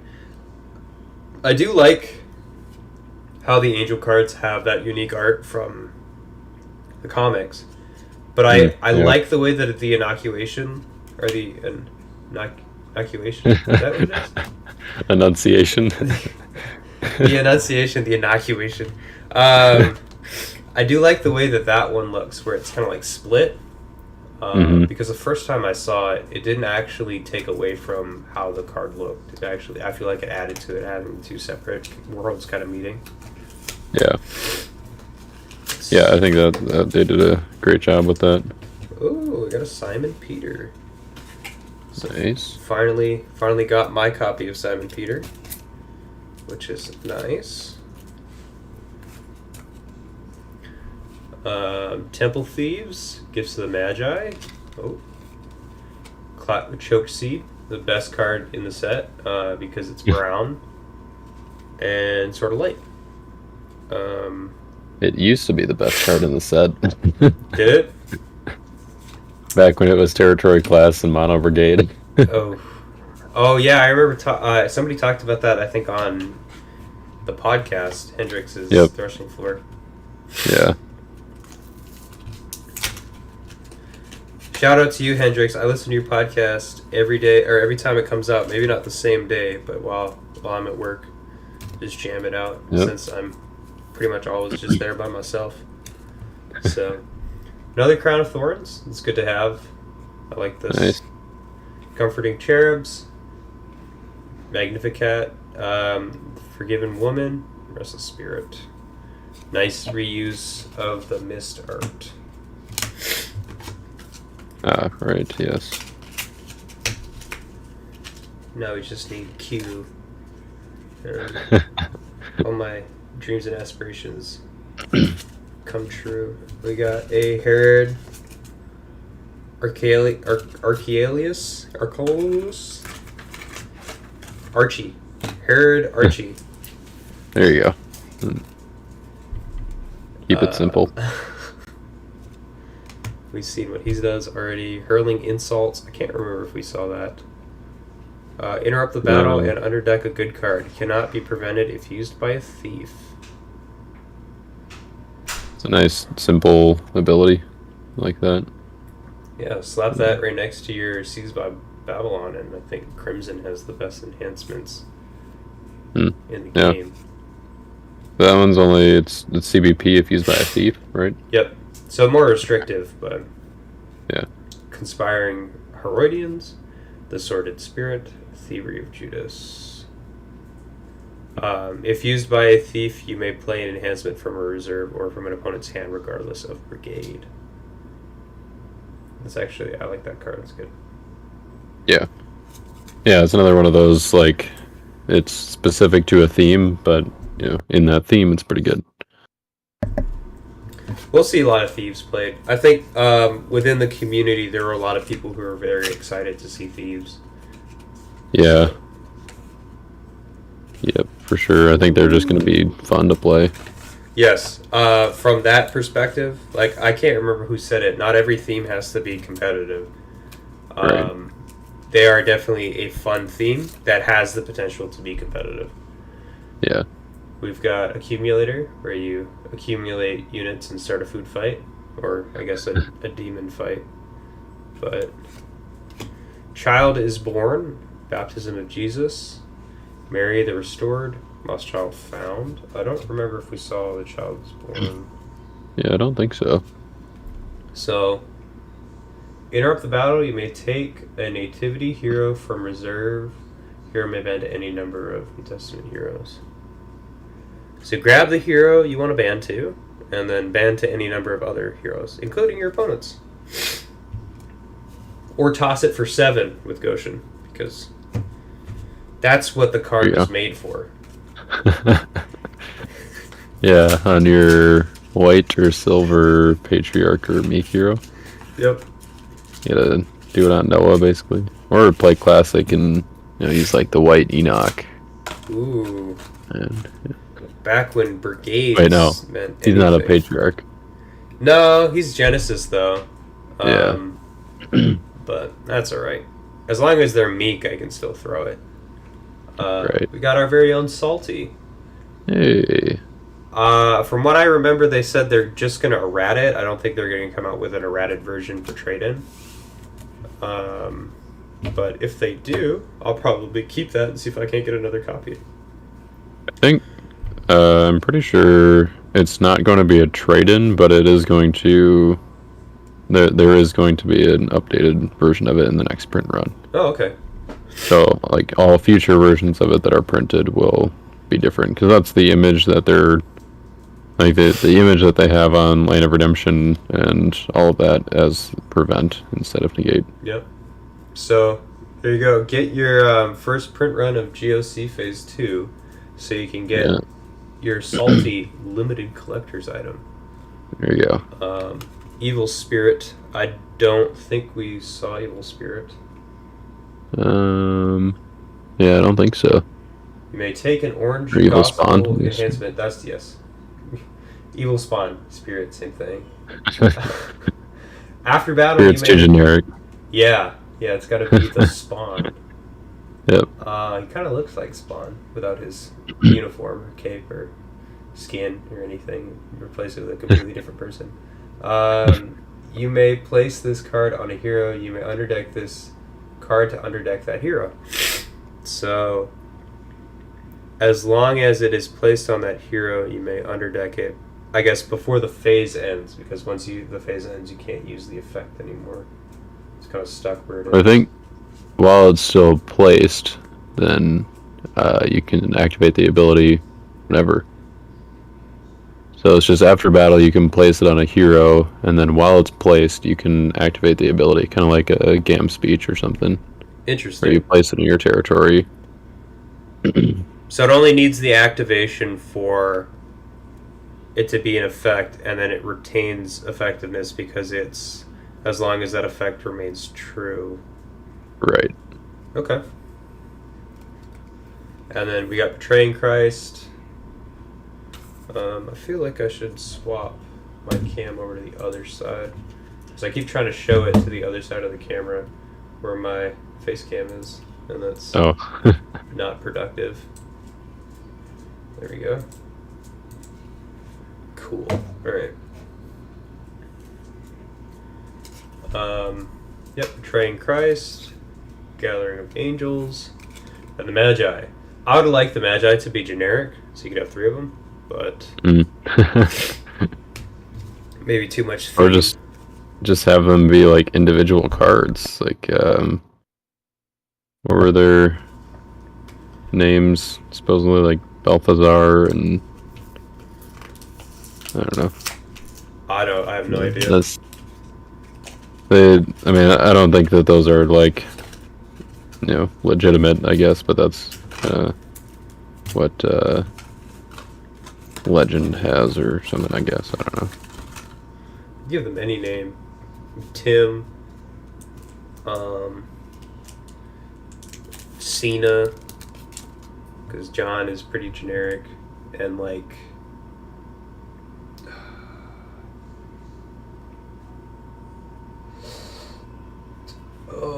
I'm trying to think. I don't know, Derek the Magi. I got a John the Forerunner in the next pack. That was the other rare. Convincing Miracle, Executioner's Sword, Destructive Sin, and Herod Antipas. Executioner's Sword.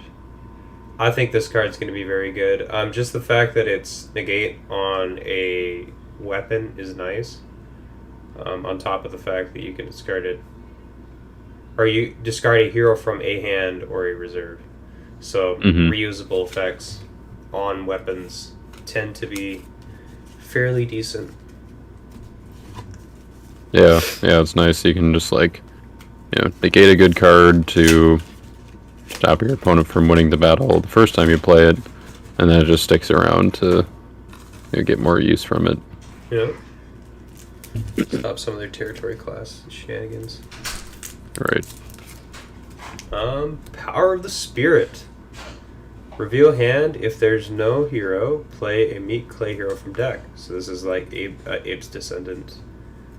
That's the star. And then it says, negate an evil or neutral card. If used by a meek hero, you may discard up to X. Oh, I think we talked about this. Yeah, you talked about Power of the Spirit. Yep. I remember now. I don't think I read the star ability, though, so it's probably useful. Kind of a Zerubbabel's Plumline and Abraham's Descendant. Yeah, I think you mentioned that. Of course, we both just go to our natural, like the cards that we use. Abraham's Descendant because it's like Patriarchs, and Zerubbabel's Plumline because Posties. Yeah. Oh, and I got Elizabeth too. So Nice. Yeah, my mind is warped from the lens of Patriarchs. So that's how I see the game. The game is just Patriarchs plus friends. Patriarchs and everything, all the others that they produced later. Patriarchs and everything else that came after. And maybe a few that came before. All their descendants. Yeah. We got the Manger. It's a nice soul gem. And you can negate an evil or neutral card in player set-aside area. So you just whack the Sheol with a negate, and if your interior hero is blocked, you may draw one, which is a reusable effect. So if they block you the first time, and then they use an enhancement to block again or add a hero to battle, you get to draw again. So, it's nice. Plunderers, 4 Drachma Coin, Herod's Executioner, Contagious Fear, which I don't think we got before. You get to reserve the top card of your deck. Yeah. Reserve an evil anti-human in battle to protect lost souls from rescue. So this is... why did I didn't get any of those? This is strong. This is a lot. This is very strong. Yeah. That's definitely a 4 of in Type 2 if you're using Herods. Oh, yeah. 4 Drachma Coin makes me laugh because it's like, let me just use this in Denarius to draw, or to +8, because why not? So. Well, oh yeah, because you get to search for the Emperor, yeah. Or the Roman, I guess. Yeah, or the Grey NT enhancement. Right. Well, I mean, who does that? I think I've done it once or twice. Who has who uses Denarius except in the first round of the game? Exactly.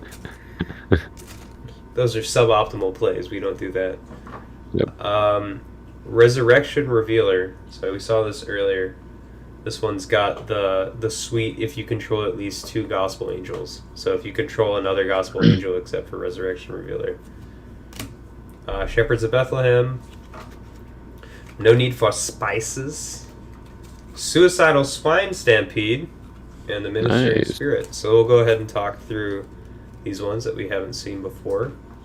Suicidal Swine Stampede. This isn't a very good card. Nobody likes this one. Discard all evil characters in battle to shuffle all lost souls in territory. I mean, that's alright. I mean, I don't know if I would play that card. And then you may discard this card to add a demon from territory or reserve to battle. So obviously you want to play it for the orange enhancement side. You know, discard all evil characters in battle to shuffle all lost souls in territory. It's a DOU on an orange card, so it's got a little bit more flexibility because pale green doesn't see a ton of play. Plus, you could probably jam this in your deck as a crimson card and then use it with your Deceiver if you really wanted to, if you were in a tight spot. Because discarding your Deceiver for this effect is probably pretty good. Right. So, and then the evil character effect to discard this card to add a demon from territory or reserve. That's situational, but if you put something like Spirit of Fear into your reserve so that in a situation where it's actually relevant, you can just pop it out, that's not bad either. So. Yeah, I think that's pretty good. I mean, like, orange hasn't really had that because, like, the Deceiver only goes to humans, and so you don't have, like, those situational, characters that you just put in your reserve, like, like you said, Spirit of Fear, that's a good one if they have hand protection or something like that. And does it add any orange demon, or is it only Gospel or something like that? It's just a demon. So it doesn't even Okay. have to be orange. You can go ahead and add the old brown or pale green ones. There you go. Yeah, add the old school Warriors King of Tyrus. But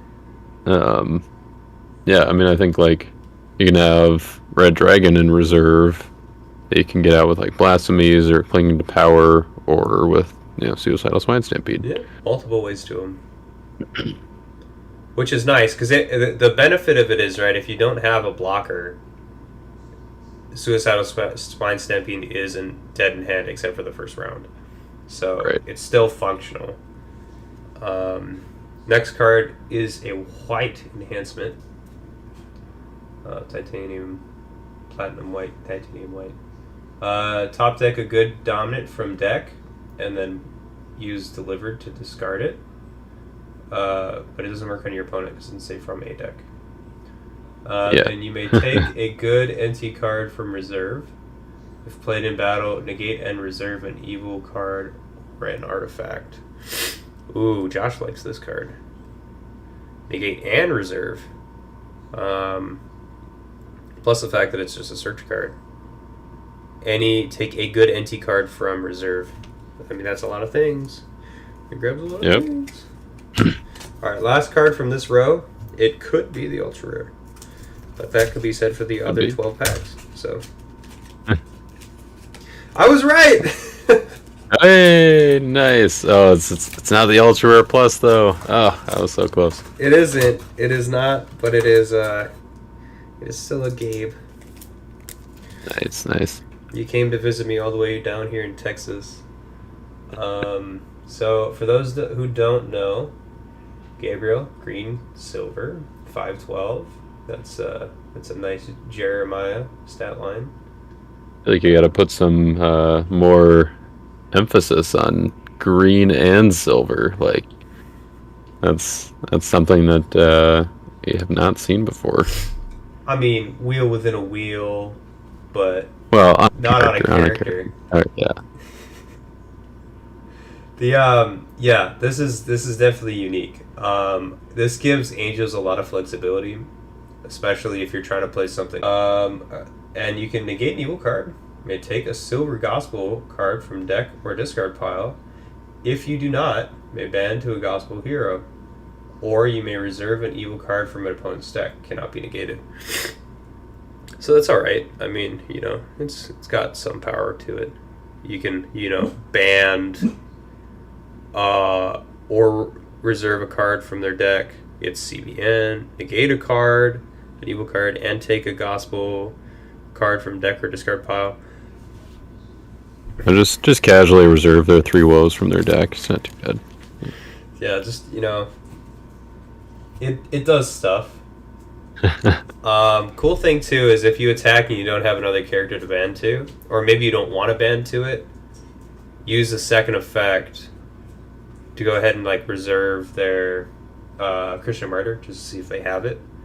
And then if they do have it, then you can use a dominant or maybe one of your add to battle cards to be able to put another character in there so you don't just automatically lose the battle. But Sure, yeah. it's Use knowledge. that temptation in the wilderness. Yes. Gives you knowledge. And then we got Evil Armor. Stolen Seed, which I don't think we saw, but I did pull it from the draft. Fence Jumpers and Sin and Blasphemies, which we did see. So we'll go through Fence Jumpers and Stolen Seed. Dude, I also got a Gabriel. Did you? Oh, man. 2 ultra rares in the same pack? Or box? That's crazy. Yours looks like the ultra rare plus. It looks a little different. Alright, we'll put them out with the next to the resurrection here. Yeah, there you go. Oh, yeah. They even made him a limited time card size too. Yeah. Fence Jumpers 3/3 Crimson. I would assume human, doesn't state, but it's probably a human. It could be the goats or the sheep, but it's most likely the human. Evil New Testament enhancement to use by this card, regardless of protection, may ban to a generic evil anti-human or blocking. You may take an enhancement from hand. Oh, so we did talk about Fence Jumpers, I think. No, we talked about the evil NT Gold Right. Yep. version. So this is a Crimson version. So all of the 4 evil brigades for Gospels of Christ have one of these cards. This might be the easiest one to pull off. What are the... Like, they all have one that you can take from your opponent's stuff? Oh, I guess it's opponent's discard pile. I was assuming it was like Temple Guard, where you just take it from your discard pile. Oh, I see. Yeah. But, I mean, taking from your opponent's discard pile is not bad either. Yeah, I mean, that's pretty good if they've got, like, a Scattered or something in there, and just keep on coming in with Banding Heroes. You're like, alright, well, block the Fence Jumpers again. Take your Scattered. Yeah. Bounce it there. I'm going to use Unsuccessful with Den of Thieves. There you go. Over and over and over again. Yep. Stolen Seed 1/4. Evil Enhancement. You may top deck a good card from reserve. That's, if you want to do that. Underdeck an evil NT Human. In battle to protect lost souls from rescue. So this is just like the other one that we saw. Contagious Fear. But for Crimson. The reserve, or underdeck instead of reserve. An NT Human. In battle to protect. There's that. So yeah, that protects. Contagious Fear, is that the protect one, or is that the stalemate one? Contagious Fear is also protect. Yeah. Okay. What's the stalemate one? I thought it was something like Executioner's something, but we'll see. I don't think if I got pull it. Either. Man. Let's see if we can. Yeah. Derek Popeye. That's alright. He heard you talking about him, calling him a wise man. Yeah? Is he in there? That's how he got here. Oh, hi Derek. Hey, howdy. I don't know if he's still watching or not. We got another Mary, Mother of James. I really do like the way that this card looks. I think it's real sleek with the dual-sided art and the way the white and the clay looks with the card. It just has great contrast. Colors are nice. And I mean the ability is not too shabby. But if blocked from hand, good gospel enhancements cannot be negated. That's usually okay. And then you may convert this card to make to ban to any number of empty tomb females. I'll just take your females into battle, as well as make all my gospel enhancements CBN. Messianic Messengers. No Need for Spices. Temple Thieves. And Dance of Death. So this is the one you were talking about. I don't know if you ever got Dance of Death, but yeah, I don't think I did. I got the Betraying Christ, which is the orange and crimson version. Yeah. Name a hero. Discard all copies of the named hero. If hero isn't played, discard all copies of the named hero from opponent's hand, deck, and reserve.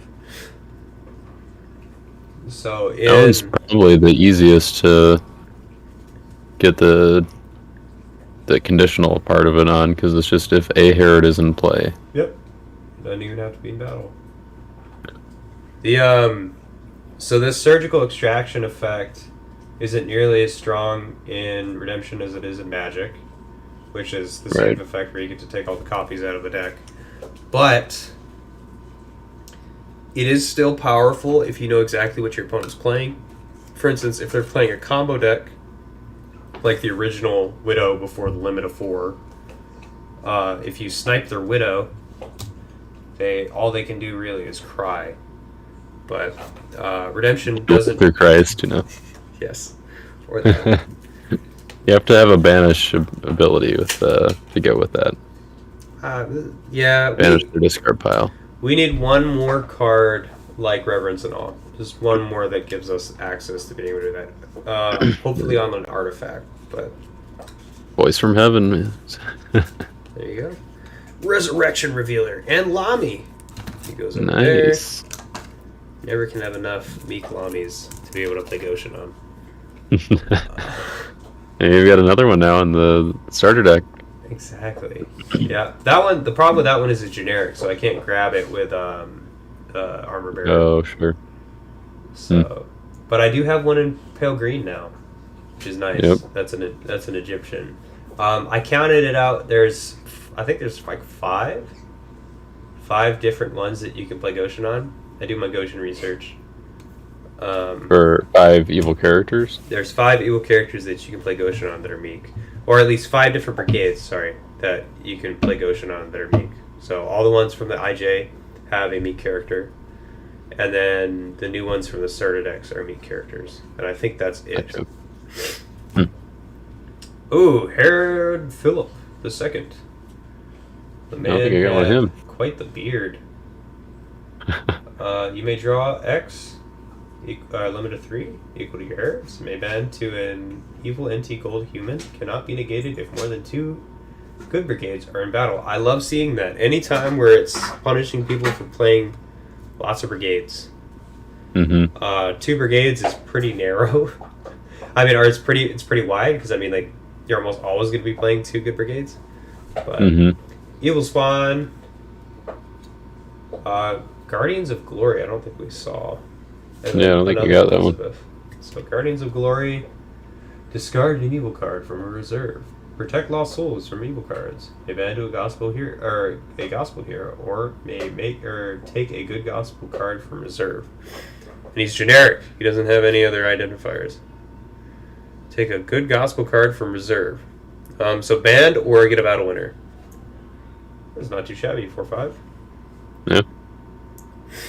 Definitely playable.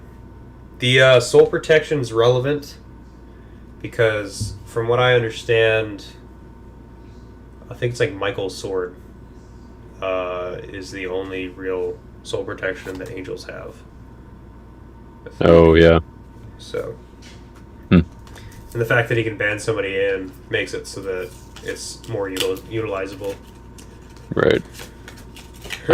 Utile Inquisition. That's the gold stalemate one.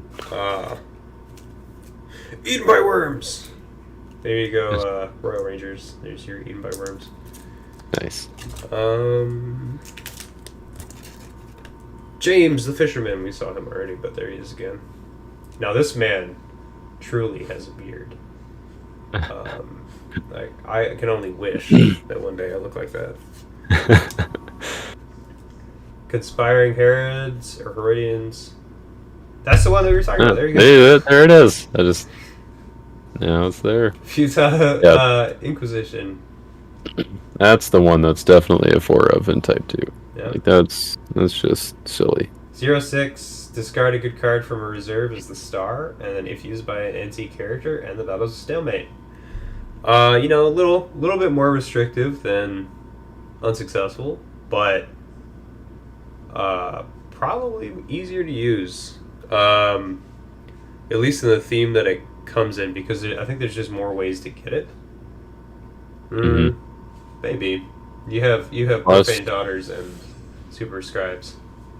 So you've also got for Futile Inquisition, you've got Merchants of the Earth, which will probably, I'm sure people are typing it into Lackey or Redemption Card Viewer right now, but it's a Revelation of John evil character that rarely gets played, that you can grab this from your discard pile over and over again. Oof. So, exchanging with like a good card, right? Yeah, it's like exchange a card in hand, I think, with an evil enhancement from discard pile or something like that. That sounds right. And then we got Agrippa. Herod Agrippa, not Aprigga. And Joseph the Betrothed. Herod Agrippa. The only reason why I know that it's Herod Agrippa and not Herod Aprigga, because I probably would have said that multiple times, is because Brandon, who a lot of people met at Nationals for the first time, would walk around saying, I think a quote from an old movie is like, "Where's my Agrippa?" or something like that. Oh, is it uh, Princess Bride, where he's like, I see you've studied your Agrippa or something like that. I think when they're sword fighting. Yes. Yep, that's it. That's the one. I didn't know it was from Princess Bride. There's so many quotes from Princess Bride that I have no idea about. Because I've only seen it once. Very quotable movie. Hate the Light again. Another Hate the Light. So that's my second. That's my copy of a rare. You got to see what extra rares I have now to trade you. Lost Child Found, Betraying Christ, Barabbas, and Gathering of Angels. I don't think we saw Barabbas. No, I don't think so. Yeah. He's all smiles. You may play an evil enhancement that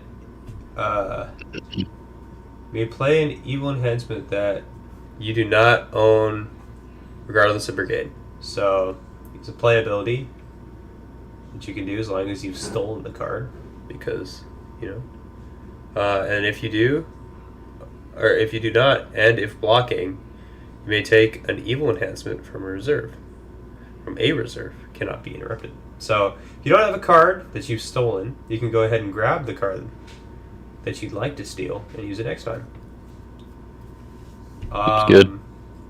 Yeah, grab those unsuccessfuls, those futile inquisitions, and then use them as a play ability so that your opponent can do nothing.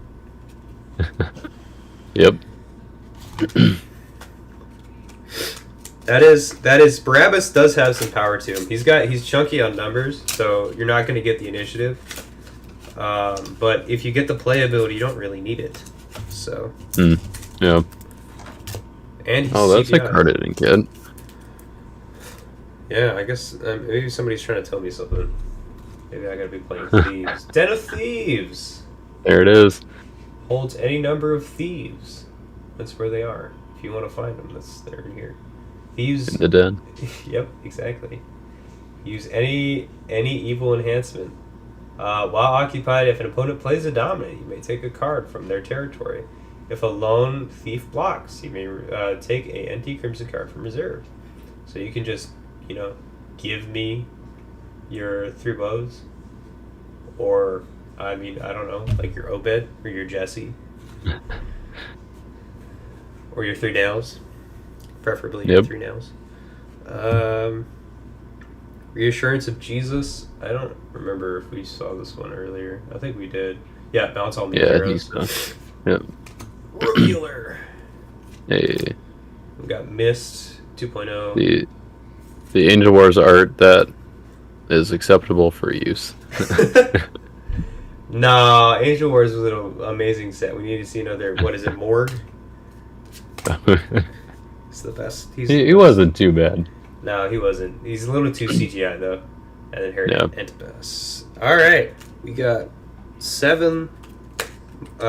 left if you don't count the one that's in my hand physically. So this one is Herod's daughter. Hey, nice. She's out here, or Herodia's daughter, not Herod's daughter. Yeah, does that make sense? Because Herod's daughter wasn't the one who was dancing. Which we saw earlier, because I think this is the one where you go get Dance of Death. Yep. Wheat and tares, empty the tombs. Simeon the Devout, who is not a patriarch. Dance of Death, emptying the tombs, makes me laugh. If I could get another playmat, it would be this. Just because they look so funny. They're like, wee! Like jumping off of, doing like a Superman dive or something. I'm free. Yeah. It's like Harvest Time. I can't help but laugh when I see Harvest Time's art, because it's just like, here comes Jesus. Got the sickle. It's like the Kool-Aid Man, but a little bit different. Alright. Here's the expatriator, not expirer. Nice. We've seen him already. Stolen Seed we've seen. Futile Inquisition. Wow, I got 2 of them. And Nunc Demetus. Should have opened your box. Purloin. This is one we haven't seen yet, I don't think. Yeah, that's a good one. Straight up, take a card. Just because. Why not? Except a dominant. Except a dominant. We could have. Unfortunately, you can't activate that star ability with Star of Bethlehem. Oh, if only. If only. It used to be evil cards too, but we decided that was a little too busted. There's so many things you could have done with evil cards. But I mean, probably for the best. Interrupt the battle. If used by a thief, you may take a card take a card to hand or territory. Take a card to hand or territory, which is nice because I mean, like, I just take your Priest of Zeus. True. Or probably better yet, your Through Woes. Possibly something else, but yeah. Or their hero in battle. You just need to win the battle. Yep. That's the thing. Like with thieves, you have enough stuff that you can use your opponent's defense. That with cards like Purloin, you probably won't usually need it to win the battle. You can play it to take something else and then use one of their enhancements to actually win the battle. Mm-hmm. Yeah, because you get so many cards from them. I mean, because you're gaining. It's funny because you're gaining advantage while disadvantaging your opponent. So like your tempo is insane. Mm-hmm. Plus, most of the thieves have low stats. So, Mary Mother of James, we've seen her already. My First Zachariah.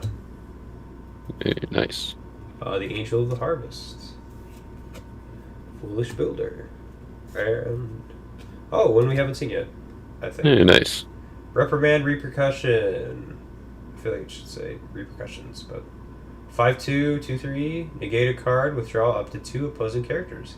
That is a very solid ability. I would 100% play that. Yep. Another Heretic Grip of the Second synergy as well. Oh yeah. Yep. And once they've been withdrawn, and then moved, I don't think that effect can be negated. If I'm correct. Right. So they have special initiative to negate the withdraw. Yeah. And then But if they pass on special initiative, then they get captured. And if you play 3 woes on repercussion, then it's not going to do anything for you. Yep. I guess it'll unnegate the card they negated, but other than that, that's it. That's all. Or card that people may have forgotten existed or never knew existed. Herod's Praetorium. That's it's one of, I think it's Persecuted Church card that I think will be decent with Herod's. Like it's regardless of protect. Is that what it does? It makes withdraw abilities CBN. I think if a New Testament hero's in battle or something like that. I think it has to be a Herod. I think that's why people weren't playing it. If I remember correctly, because I have looked at that card several times. I just don't. And I mean, plus the New Testament hero being in battle, that hasn't necessarily been reliable for a while. Yeah. This is one of the first sets in a long time that's made New Testament very viable. Right. So if Nats isn't a good indication of that. Right. Herod the Great, 1210. He is an Edomite, nice. Roman, and Herod, and a king. So he's got all the things. You may discard a random card from a reserve. If you do not, you may play a Herod's Temple or a Herod from deck. You may choose heroes who attack cannot be negated. So he's so good. He has so many effects. Yep. And he doesn't have to be alone to choose the rescuer, which is crazy. CBN. Yep. You could just say no.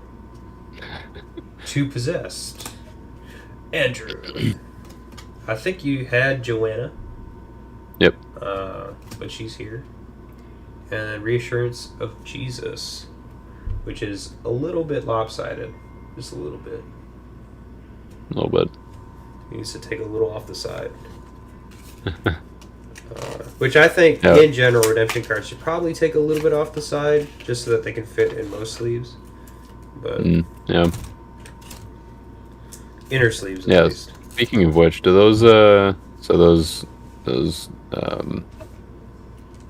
Swan Panasia, is that what it is? Those inner sleeves. So do those fit in like dragon shields and that kind of stuff? Swan Pen Asia. Yeah, they are. Yeah. Custom made for Magic. Be deceived, like, because they work for aren't- redemption. I was gonna say, like, aren't redemption cards a little bit bigger than Magic cards? I think that's why they don't sell very much, is because they don't fit what you would imagine they would fit. So a redemption card fits perfectly in it, like actually perfectly. Like if you see it here, just it slides in with very little pressure, and it fits perfectly around it. There's no curling. I'm holding it strained, so it kind of looks like there's curling. This one almost looks like it is curling, which is kind of weird because they don't. But they sit fairly flat. Maybe this one's super wide. The nice thing is it's a little snug to fit into a dragon shield, but once you get it in there, it's perfect. Okay. Yeah, I mean it. Yeah. The problem with most inner sleeves is that they bow. If I can get the angle right, they bow pretty intensely like that. Yeah. And so these don't have that same issue in the same way. Much like the other sleeves that I found, the problem with the other sleeves is they're a lot cheaper. Let me. Oh yeah, the D-Elf ones. D-Elf is not actually a brand. It's just what they're called, but I can't find an actual name for the company, so I call them D-Elf because there's nothing else to call them. And then these are an actual reputable company that I talked to a literal person when I email. So through that logic, they're a little bit better, plus the quality is much better. So here I have it in a dragon shield, double sleeved. They fit really well. It's not all the way, the sleeve doesn't stop right at the bottom of the card. There's a little bit of a gap, like maybe 0.5 millimeter or more. And yeah, once you have them in and you've had them sleeve for a while, they're completely flat. No issues. Nice. Yeah, and then I think you were saying something about the those with foils, like they were wrinkling a little bit or something. You were gonna see how it looked after, or like overnight. Oh, okay. So the thing that I was gonna look for, and I don't think I mentioned it properly when I said it, is that it wasn't that the foils were wrinkling. It's that the cards, because the sleeves have a wider girth, like they're just a little bit wider. The inner sleeve's a little wider than usual. When inside of a regular sleeve, they would do kind of like this, where you could see like the imperfection. And so when it sat inside of a sleeve, it had like waviness to the pattern, and so you could tell that there was an inner sleeve on it. Over time, they flatten out, so you don't have that issue. And it's not in a bad way. Like they flatten out naturally because it just forms the other card. So if you see with this, it's almost unnoticeable unless you look at the sides that there's an inner sleeve there. So nice. Yep. But it's, they're not the best. They're not the best sleeves I've ever had. Dragon Shield sleeves are definitely better. But with Redemption, we can't be picky. There's just not a ton of things that we can really do about it. So. And those were the Swan Panasia ones, right? That is correct. Okay. Yep, and I have a video up on the channel, the YouTube channel, for people to go to see if they're interested in picking some up. They're actually not very expensive. I think it's like $3.59 for a pack of 100. Yeah, that's what I was looking at those today, and I was like, oh, that's actually like that's pretty good for a pack of 100. Like you can pick up a good chunk of those for a reasonable price. It's more expensive than DLF. DLF sells 1,000 for $10, so it's like 3 times more expensive. But the problem is, pretty much a third of those sleeves that you're going to get with DLF, maybe like closer to 70%, maybe more, 60% of those, no, 30% to like 40% of those sleeves might have imperfections that you don't want on the card just because of machine error. Huh. So, but so it basically works out to be about the same. They're roughly the same. Though you always have the chance of just getting more for your money with the elf. Plus, I mean, you get so many. They give you deck boxes and like a few other things on these. Mabel, it's okay. Yeah. It's okay. We'll go outside and play later. You're fine. Don't worry about it. Plus, I suppose with the ones that have imperfections, like, I mean, you could just store cards not in decks in those. Like, use them for trades. Yeah. So just to finish off, we got Thievery of Judas, Deafening Spirit, Pilfer, and Beheaded. And my rare was the Highwayman. The Highwayman. Yep. That was the Highwayman. And then the Pilfer was the card that I spoiled, which I thought was pretty cool. Very nice. All right, 2 packs left. See how quickly we can get through these. Maybe we got another ultra rare. If we do, I'm more than psyched. In my experience, they come in the same pack if you get more than one. Oh, really? Yeah. When I opened Phase 1, I got 2. I got the Ultra Rare and the Ultra Rare Plus versions of the Cross in one pack. That sounds like a sheet error. It was something like it. Yeah. John Hendricks was with me for that, and we were both going crazy. So this Massacre of the Innocents. I don't remember if we saw this. Reserve all heroes in battle.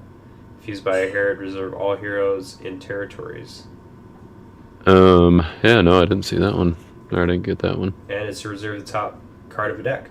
Any star that reserves or discards the top of a deck is very good. Yeah. Because I think I hit a Son of God. Yep, in one of my games I hit a Son of God. So I delivered, so I'm not upset. Apparently, I didn't even realize it at first. Like, I remembered hitting Jeremy's 3 woes with delivered at the beginning of our game. Yeah. But then Luke Marshall, he asked me later, he was like, so did you hit both Josh and Jeremy's 3 woes with delivered? And I was like, oh, yeah, I guess I did, because I hit Josh's in like the middle of the game. And he, delivered off a draw 3 and hit his 3 woes. I was like, yeah, that's kind of funny. Exceptional luck with delivered. Yep. That was all skill. Like, I mean, doing it twice, like, that can't be luck. That's just timing it right, exactly, going for 3 woes. Right. Yep. Every time you stack not only your deck, but also your opponent's. Yep. Use Balaam's prophecy to stack their deck, and then... That's the way to do it. That's the only way to do it. It was not another ultra rare, unfortunately, but we got 2-year rating condition. That was pretty good. Possessing Spirit. The Confronting Cherubs, or Comforting Cherubs, not the Confronting Cherubs. Magnificat, and Herod's Executioner. And that's GoC Phase 2. There we go. Oh man, seeing you open your box makes me wish I had gotten another one. So it's like, oh, there's so many cards I didn't get, or like so many cards that I want more copies of. Yeah. The greed of a Type 2 player. I know. There's a lot of commitment to it, but you don't have to buy multiple boxes to play Type 2. Just gotta, put that out there. You gotta figure out what cards you actually want to use, and then buy those, because that's gonna be more cost efficient. If you buy 3 boxes like I did with Phase 1 and end up with 7 copies of the Prodigal Son, which you can only use 2 in a Type 2 deck, then yeah, that's not very efficient. But. Yeah. Well, I'm definitely going to be buying more boxes of Type 2 if I don't wait for or Phase 2, so that I can play Type 2. If not, I'll just probably wait for Super Packs. But yeah, I think that's probably what I might do. I mean, I think I want to at least get one box of Super Packs because I think those will be fun to open live, and we'll. I really want to draft with a Super Pack. Yeah. So. Yeah, I'm kind of. There's a little part of me that wishes I had done booster draft, but it was alright. Type 2 is always a blast. So. Wow, you had to choose between Type 2 or booster draft, so. Yeah. But. An impossible decision, but. Yeah. I mean, for a Type 2 player, it might be. For me, maybe not so much. I had told Schaefer I was considering it, and I did heavily consider playing Type 2, but I didn't have enough time to test the deck and really think about what I wanted to play, because I wanted to play New Testament or NT Gold. And when I actually talked about my deck that I was going to play for Nats before my Patriarchs deck, it was a post-Exilic Goshen deck that primarily used Nehemiah. Nehemiah to Zerubbabel to Nehemiah. So you had Zerubbabel convert to me, draw to Nehemiah, protect me cards, and then play a fortress. So you play down your Goshen. So then your opponent gets the block, and they have to figure out something that they're going to do, either to get through Goshen or to stop your guys from attacking. And it was really effective in testing. I walked through pretty much every defense that I played against. The only block that was really effective was unsuccessful if I didn't have a way of stopping them from playing it. So, right. Huh. But it was a very your main. Yeah. The only issue that I had was I think I did play You Will Remain. I think I had that in the deck. So that was one of the ways that I shored it up, because I knew that unsuccessful was a weakness. The only issue with the deck, though, is that band was the only real strong band in the deck other than David. Because I had David to what you did to me. I had David to Matan, and I had Jehu in the deck. I had Eliud in the deck and everything like that. So it could kind of transition to a Jehu deck. But I just didn't feel like the rescues were strong enough unless I could get through with Zerubbabel to Nehemiah. Because Zerubbabel pretty much won battles by himself just because of his sheer bulk. Right, yeah. Being protected and tossing with Goshen. Yep. Yeah, it seems good, seems fun. And Haggai being able to return my my Goshen back from the discard pile, I think, if I have Persians. Nice. Yeah. So I tried to make that work, but I don't think it came to fruition. Yeah, I think something that I didn't really explore with my Type 1 deck that I definitely want to try more is actually using a Persian defense and then exploiting getting Judge's Seat back with Haggai and just keep on popping evil cards in their territory that way. Yeah, no, that's super effective. I think that would be really strong. When I saw Judge's Seat in your Type 1 list, I was concerned because I forgot about the versatility of the card, because I was thinking more about efficiency of space of the cards that I had in my deck. If I could have fit it in, it probably would have taken Goshen's spot. But yeah, reoccurring it with Haggai is really strong. Yeah. Recurring Goshen with Haggai is really strong too. But I mean, just the ability to be able to shoot things down with your Judge's Seat is so awesome, because, I mean, at any time, it's any card in a territory, right? Evil card. Any evil card in a territory. I mean, that's... Yeah, as long as you control a judge, which, Joshua, easy. If I do kind of explore the deck more, maybe I build it around Moses a little bit. I don't know. Yeah, that's something that I'd be looking into. I looked a lot into recurring fortresses, and Haggai was the best option.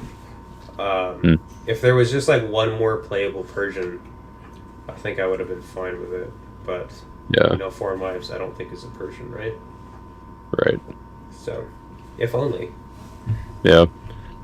Yep. I'm gonna have to look to maybe borrow Justin's defense or something. That was a good deck. He swamped me. I think I needed to get trounced by Justin the first time I played him so that I could get back into the mood for playing type 2 or type 1, because that was my first game after like a month, I think. Yeah, it was a good warm-up game. Yep, that's always the best way to warm up, you know, get trounced a few times. Anyways, I think that's going to be it for the stream. This will be uploaded as a video later, and I think Jayden's going to have it on his channel. So whoever is still here, I don't know if there is anybody here. Yeah, I might put it on my channel. I might not. I don't know. We'll see. I can just point people over here. Most people who know me know you, so that's, you know. There you go. So as long as it's available somewhere. We have the content is out there if you look for it. Yep. So, well, I will be coming back with some more content. I'm going to be talking about my Type 1 deck and my experience at Nationals. So, as a new player, my experience at Nationals and how that is. So, in 2022, which, spoiler, it was awesome. So, I really enjoyed Nationals. This was amazing. Yeah. And then... Yeah, looking forward to the stuff that you got coming out. Yeah. Seems I watched your kind of like teaser video with you know, kind of talking about the content that you've got, and you know, Tyler did the same thing with his video today, and it's like, all right, like Nationals is over, but the hype train, you know, still going. There's still more Redemption stuff coming out. So yep. And I'll be having a special guest on too for one of those episodes. I won't tell you which one or who, but there'll be some additional people involved in that video. So we'll see how that works out. I need to be collaborating more with people to be able to figure out how that works, because I don't like talking over people, but it's kind of hard when you're online. So yeah. Well, here we go. That's good practice, you know. Good. We got the, you know, first collaboration in the books here. There you go. Yeah. So look forward to more live streams, videos from Jayden and I. And I guess we'll see everybody later. So yeah, my live streams, well, and videos I'll be on a little bit of a break, as I mentioned in the Discord, just kind of, you know, playing with my new stuff and taking a little bit of time to finish settling in here, because obviously my setup is not quite adequate for live streaming, as we found out tonight. So yeah, thanks Jared for taking over the streaming and hosting responsibilities, and yeah, I think it was a good time getting to open up our boxes, our new stuff that we've been waiting patiently for. So yeah, I was getting a little anxious to open up the box. So, but no, it was awesome. Yeah, anytime I can help, I'm more than willing, and you know, anytime you need somebody to do a stream or video with, I'm here. So awesome. All right, guys, I think that's it. So we'll see y'all later.